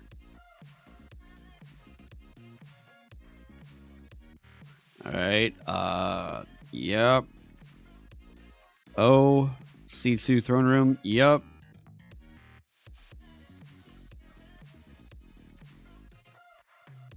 C1, C3, C3.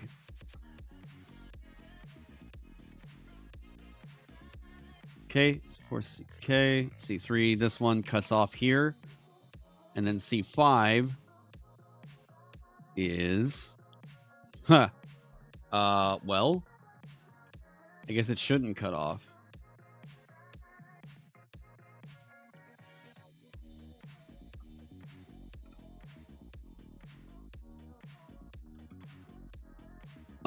I get the feeling Rook is a bit too direct. Or Crook.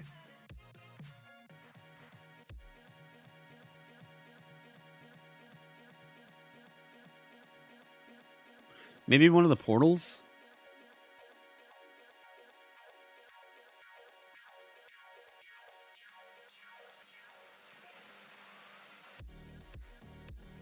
Nah, this needs to be... You have to be able to get through this through a door. That's the interesting thing.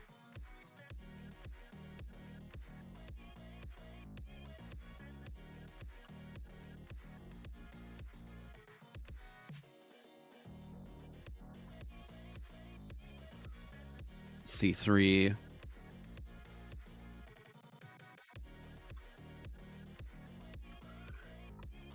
This could be another room that's just like this needs to be funny because like the reason why this needs to be funny is because we know that this room is destroyed. And because it's destroyed, we can just kind of insinuate that whatever was here got ripped into this other dimension, like, mercilessly. And that's really funny. So, like, if we put, like, cows, pictures of, like, chickens, like,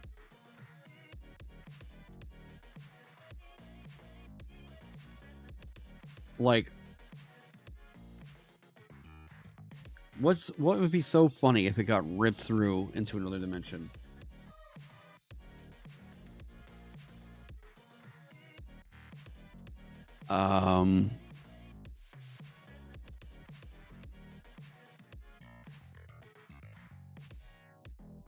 If we just say like it's a giant pile of gold.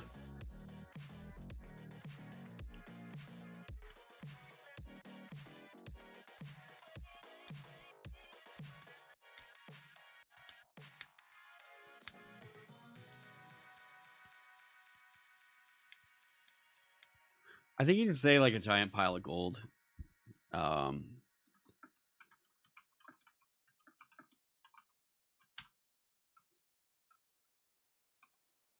Bank vault, but only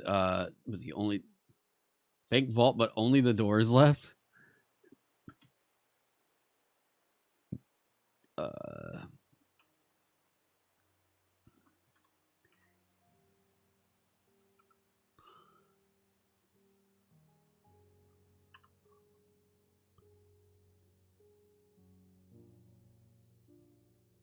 Right, so like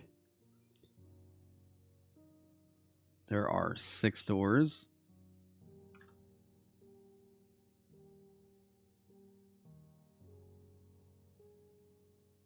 Okay. A tower with a crown on top. It has been struck by lightning, is on fire, and there are 2 people falling from it. Portal to aging ruin. A barred portcullis seemingly for a dungeon. Dumps them to Apostle Foya as if they had fallen through the trapdoor on top of the Mouther. A swirling dark gray-blue mass around a central white point.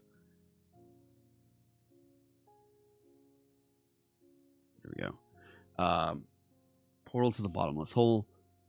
Empty throne illuminated by sunlight. Portal to the beech tree shrine. A bottle of spilled ink and a quill to C3. A massive pile of gold C5.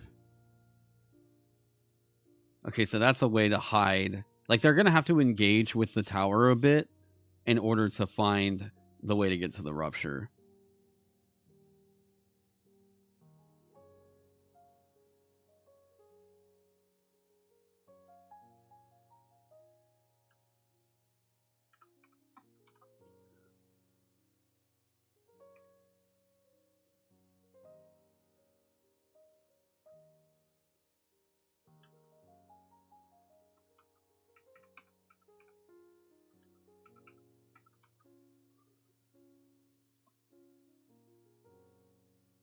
Here we go.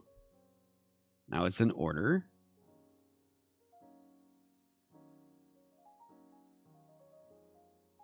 You mean you didn't just spoon feed it? They have to actually play around? Hell yeah.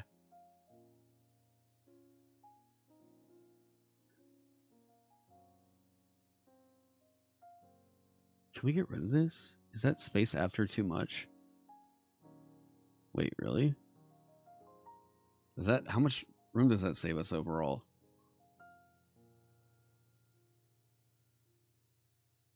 Is that worth it? Can we get, can we please save a little bit of space, please? God damn it. I'm gonna have to edit some stuff down. Okay. So those all click. That all makes sense. All that connects. Basking chamber. Yeah, we'll say the stone heads. A stone ring surrounds a large but shallow basking pool fed with water from above through a drain. Okay, we can just do water from above.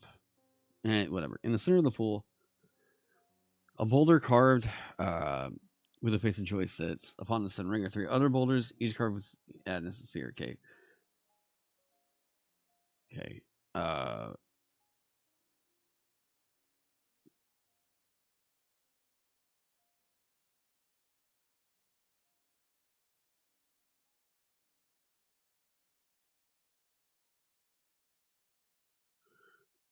Getting these to chase you until they're in a recess isn't really fun.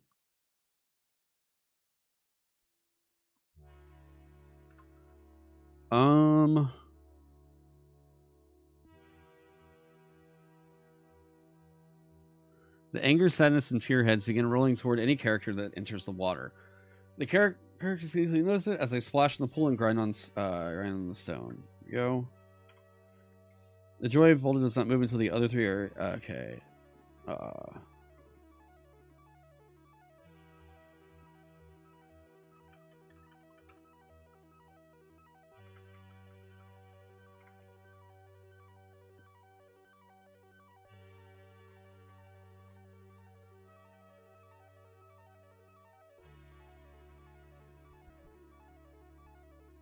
Okay. The characters easily notice it. Notice the splashing.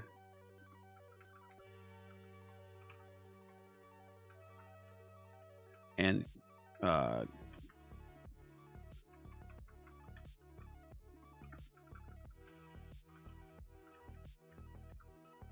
Joy Boulder does not move until the other 3 are destroyed. There we go. These days, that's how the kids these days work. I mean, hell, just to have a good TTRPG project, I think you have to split screen with a Minecraft video.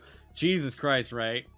Yeah, I'll just leave goddamn, what is that, like, Crazy Runner or whatever down in, like, the bottom right over here. And just be like, don't worry, guys. There's your... Wait, can we try that? Here. How about, can I just have, like, is there just, like, a brain rot video?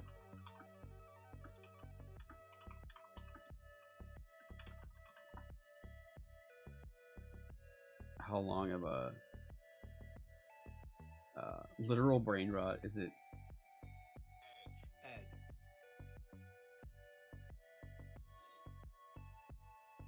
Have you ever been on an edging street? Edge. Do they keep you in a state of edging? Edge. When you're not performing your edge. Okay, this just appears to be a video of nothing but brain rot YouTube. Here, let's open it here. And can we keep it down here? Like, here, this will attract viewers, right? We just keep that down here. I can't access my paragraph styles, but that's fine. At least we're entertaining, right? Or no, wait, let's do picture in picture. Right? Yeah, we just leave that like down here. And it's just a nothing video. Funny time to walk in. Yeah, you know. How does that look over here? Yeah, that looks fucking horrible.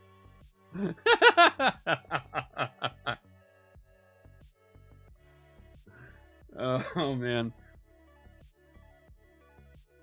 All right. Well, we ain't doing that.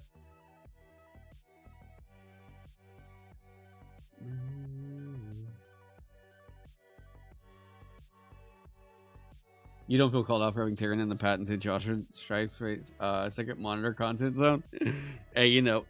Yeah, I leave I've usually always got Wubby or Germa on a different stream or on a different screen while I'm working. Used to make an overlay look like a bloody geosite. Yeah, geocity site from the 90s. Yeah. It's not bad taste. It's just trashy webcore. It's legit. It's a style. Hey, look at that.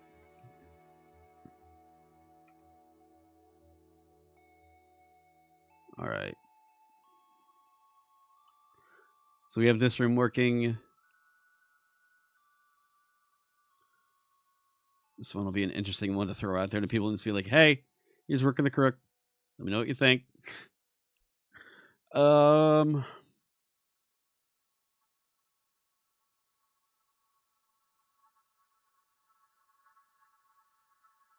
There's some nice idle games at the bottom of the screen, though. Some look like Stardew Valley. Yeah, but that's like, at some point, people have got to learn, like, hey, it's okay to be bored. Like, it's okay to not have visual stimulus every fucking second of your life. Like, who was it? There was a video about we've forgotten to be bored, and it's like causes an existential panic in us whenever like we're away from a screen, and like, holy shit, it's crazy. Like, whenever we were out of power here for like 2 weeks, during the storms, not this Father's Day, but last Father's Day, Jesus, man, yeah, that toll is real. I have a strong feeling that no, we have just completely forgotten how to be bored. And it's like, it's not a big quandary for us to just be like, hey, we can just not be doing anything right now, and that's fine. But like, to some people, that is huge panic mode. Oh, come on, where's the...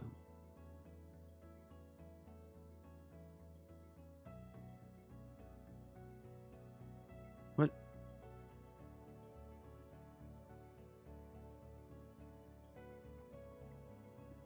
Just this was flashback. Looking forward to the Indestructoboy Dancing Baby era.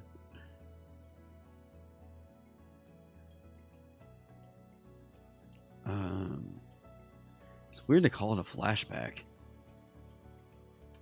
Like, that's bizarre to me. It's like, God, that didn't necessarily feel like that was crazy long ago. Oh. Yeah, what was weird to me was hearing that the 80s, what was it? The 80s are 40 years away. I'm like, I can't be dying that soon.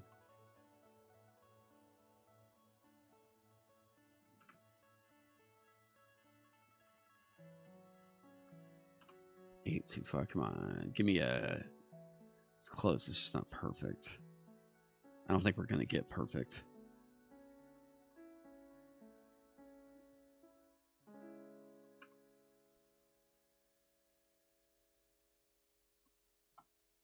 $105. There we go. Listen here, young whippers. Yeah. Hey, how's it go? Oh, how's it go? We're good in Darius. How about you?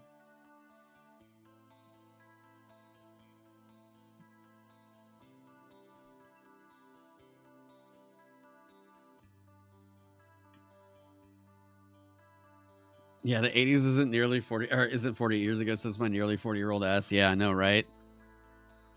I'm like, trying out Void Train? Oh, I haven't heard of that one. Let's see. Okay. Let's just see which ones we have that are incorrect. Okay, everything looks linked. This needs to go on the next one. Make sure we get the Death Knight in the same one. Scroll, yes.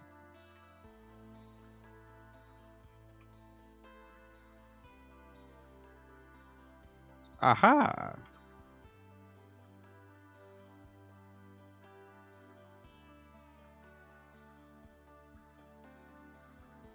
Elevator, yes.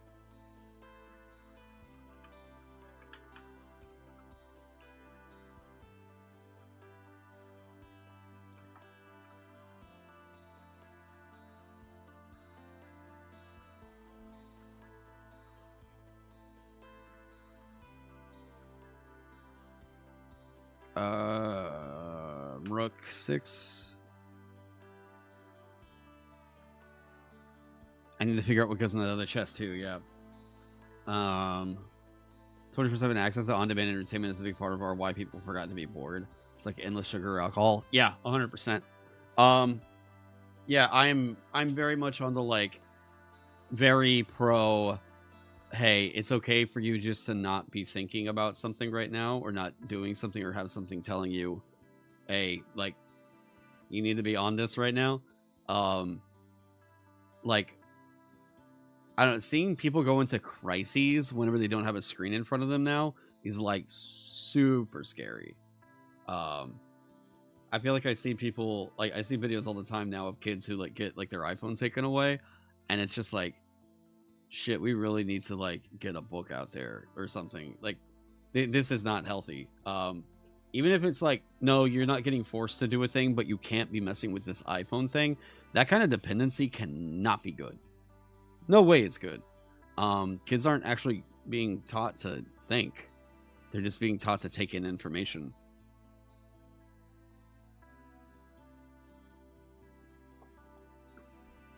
Video games are getting too complicated. I play the Atari ET games on stream from now on. There's still the mindset that if you want to get in touch with me, it might be a hot second before I respond. I might be doing, real life. Oh yeah, no, totally.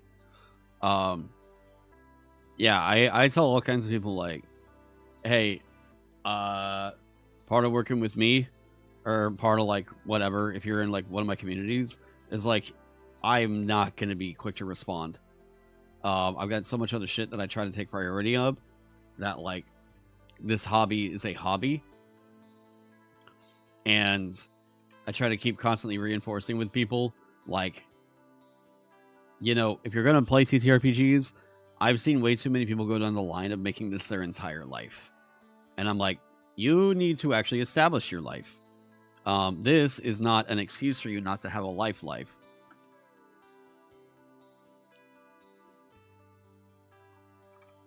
I feel like this room is just coming a bit too late.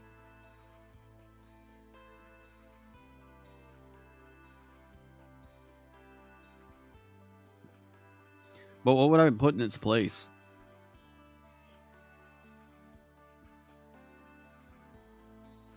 Could be this.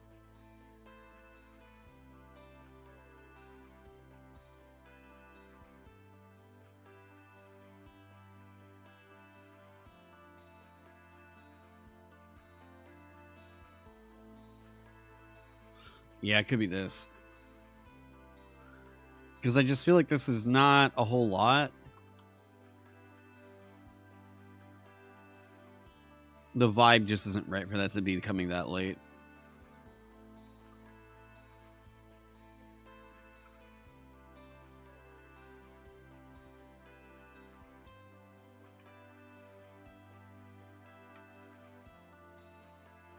We need to correct those hyperlinks.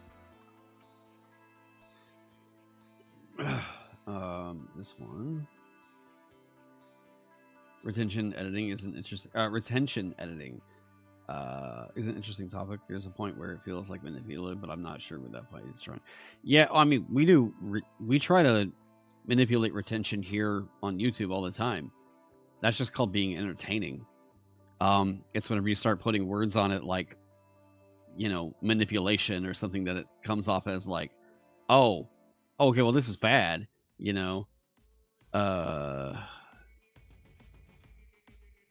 This needs to all change to the solitary C4.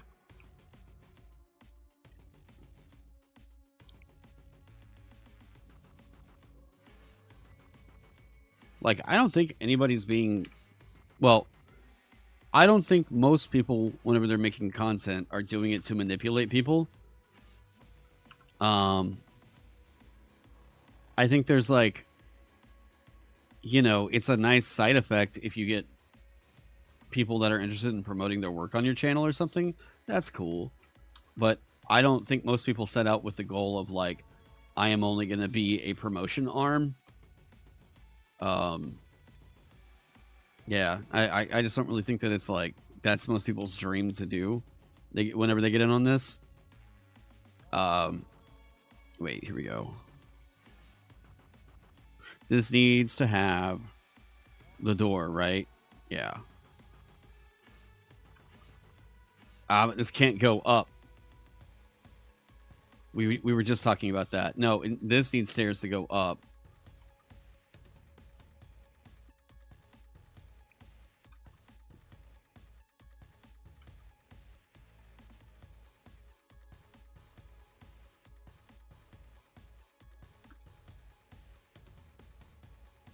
Damn, come on.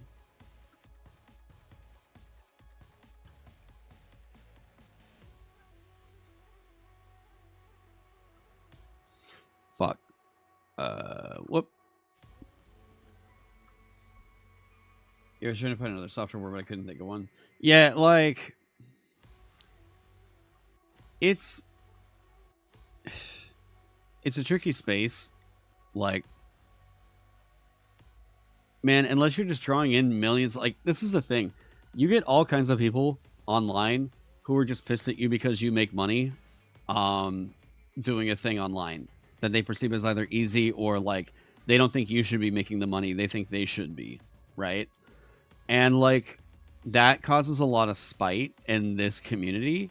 Not, like, mine, but I see it in the TTRPG industry where, like, dude, people fucking hate YouTubers. Like, fucking hate us. Like, I don't even know really how to, like, quote unquote solve for any of that. I really try not to, because I think that a lot of that's just coming from a place of, like, irrationality and, like, wanting to be a victim. I personally am like, look, we're not all going to be everybody's absolute bestie buddies and all that shit. But, like, if you're trying to, like, make it seem like enjoying this person's content makes you morally reprehensible, I'm going to look at you like you're a fucking psycho and not pay any more attention anymore. Reddit will kill you if they could for making good. Wait, if they could for making money. Yeah. Like, that's the whole deal. Is like, people have got to stop. I get financially struggling. Okay, I get financially struggling, but whenever you're taking out your financial struggles on everybody else, that is not a good look. Like, it just, everything makes it come off as if you are spiteful, not that you actually have, like, a point, right? Oh wait, hang on. The bottomless hole. No, it doesn't need to be the art to this. Do we have that? Hang on.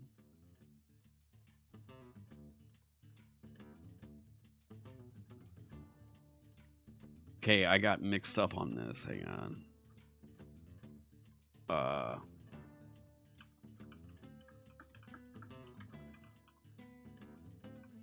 The bottomless hole.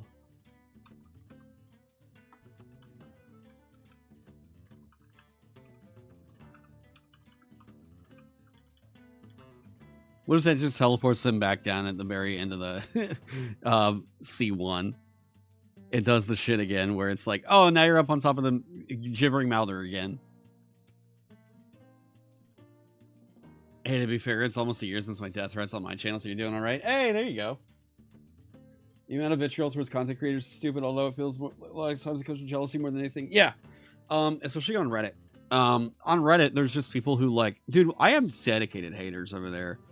And it's like, I'm like, I could say something totally innocuous or just like, hey, I don't really think that this is like the way that this should go or something like that. And then someone will take that and be like, this guy has these bullshit, oh my God, these like fucking stupid takes. And I'm like, what?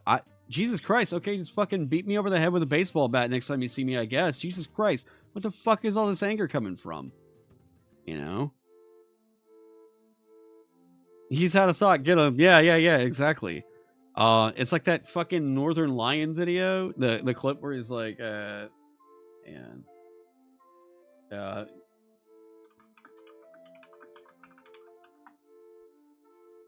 where was this? Yeah, I think Northern Lion was talking about some journalist or something. Let's kill him. Yeah. This is so great. Oh, wait. Uh-oh, I forgot. Amanda and I are babysitting tonight. Hang on. This video is so funny. Oh my God. Hey, let's kill him. Let's kill this guy. Let's beat him to death with hammers.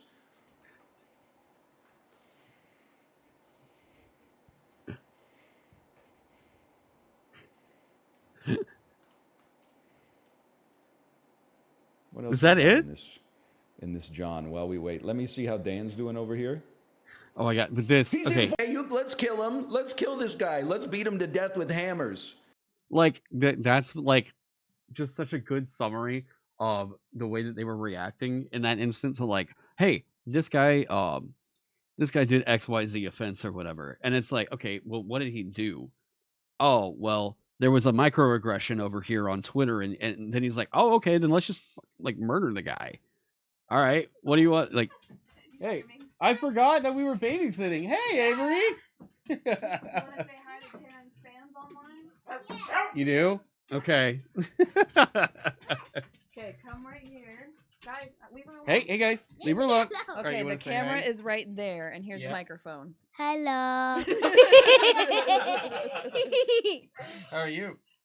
Good. Good. She said she would love to play D&D, and I told her about Mouse Ritter. Okay, So, we can do that. yes. I spaced out. What are we eating for dinner? Well, she did bring ramen, but if she wants something different, I said pizza's good, if pizza sounds good. Okay. What do you think? Are you hungry? A bit. Okay. Okay. What sounds yummy to you? Chat says hey. Oh, they're saying hi to you. They're saying hi, friend. Yeah, let me log off of here, and Okay. then we'll get all that figured out. Cool. Cool. All right. Let's go get all your stuff. Yeah. They are All right, so guys. excited she's here. Oh yeah, no, obviously. Yeah. All right. What? Hang on, let me mute that while they're barking. Okay. Yo. All right. So everybody, hey, yeah, thank you all for being here. We just hit 4 hours, or a little bit under. But anyways, we're gonna go do all this, and I will catch you all later on.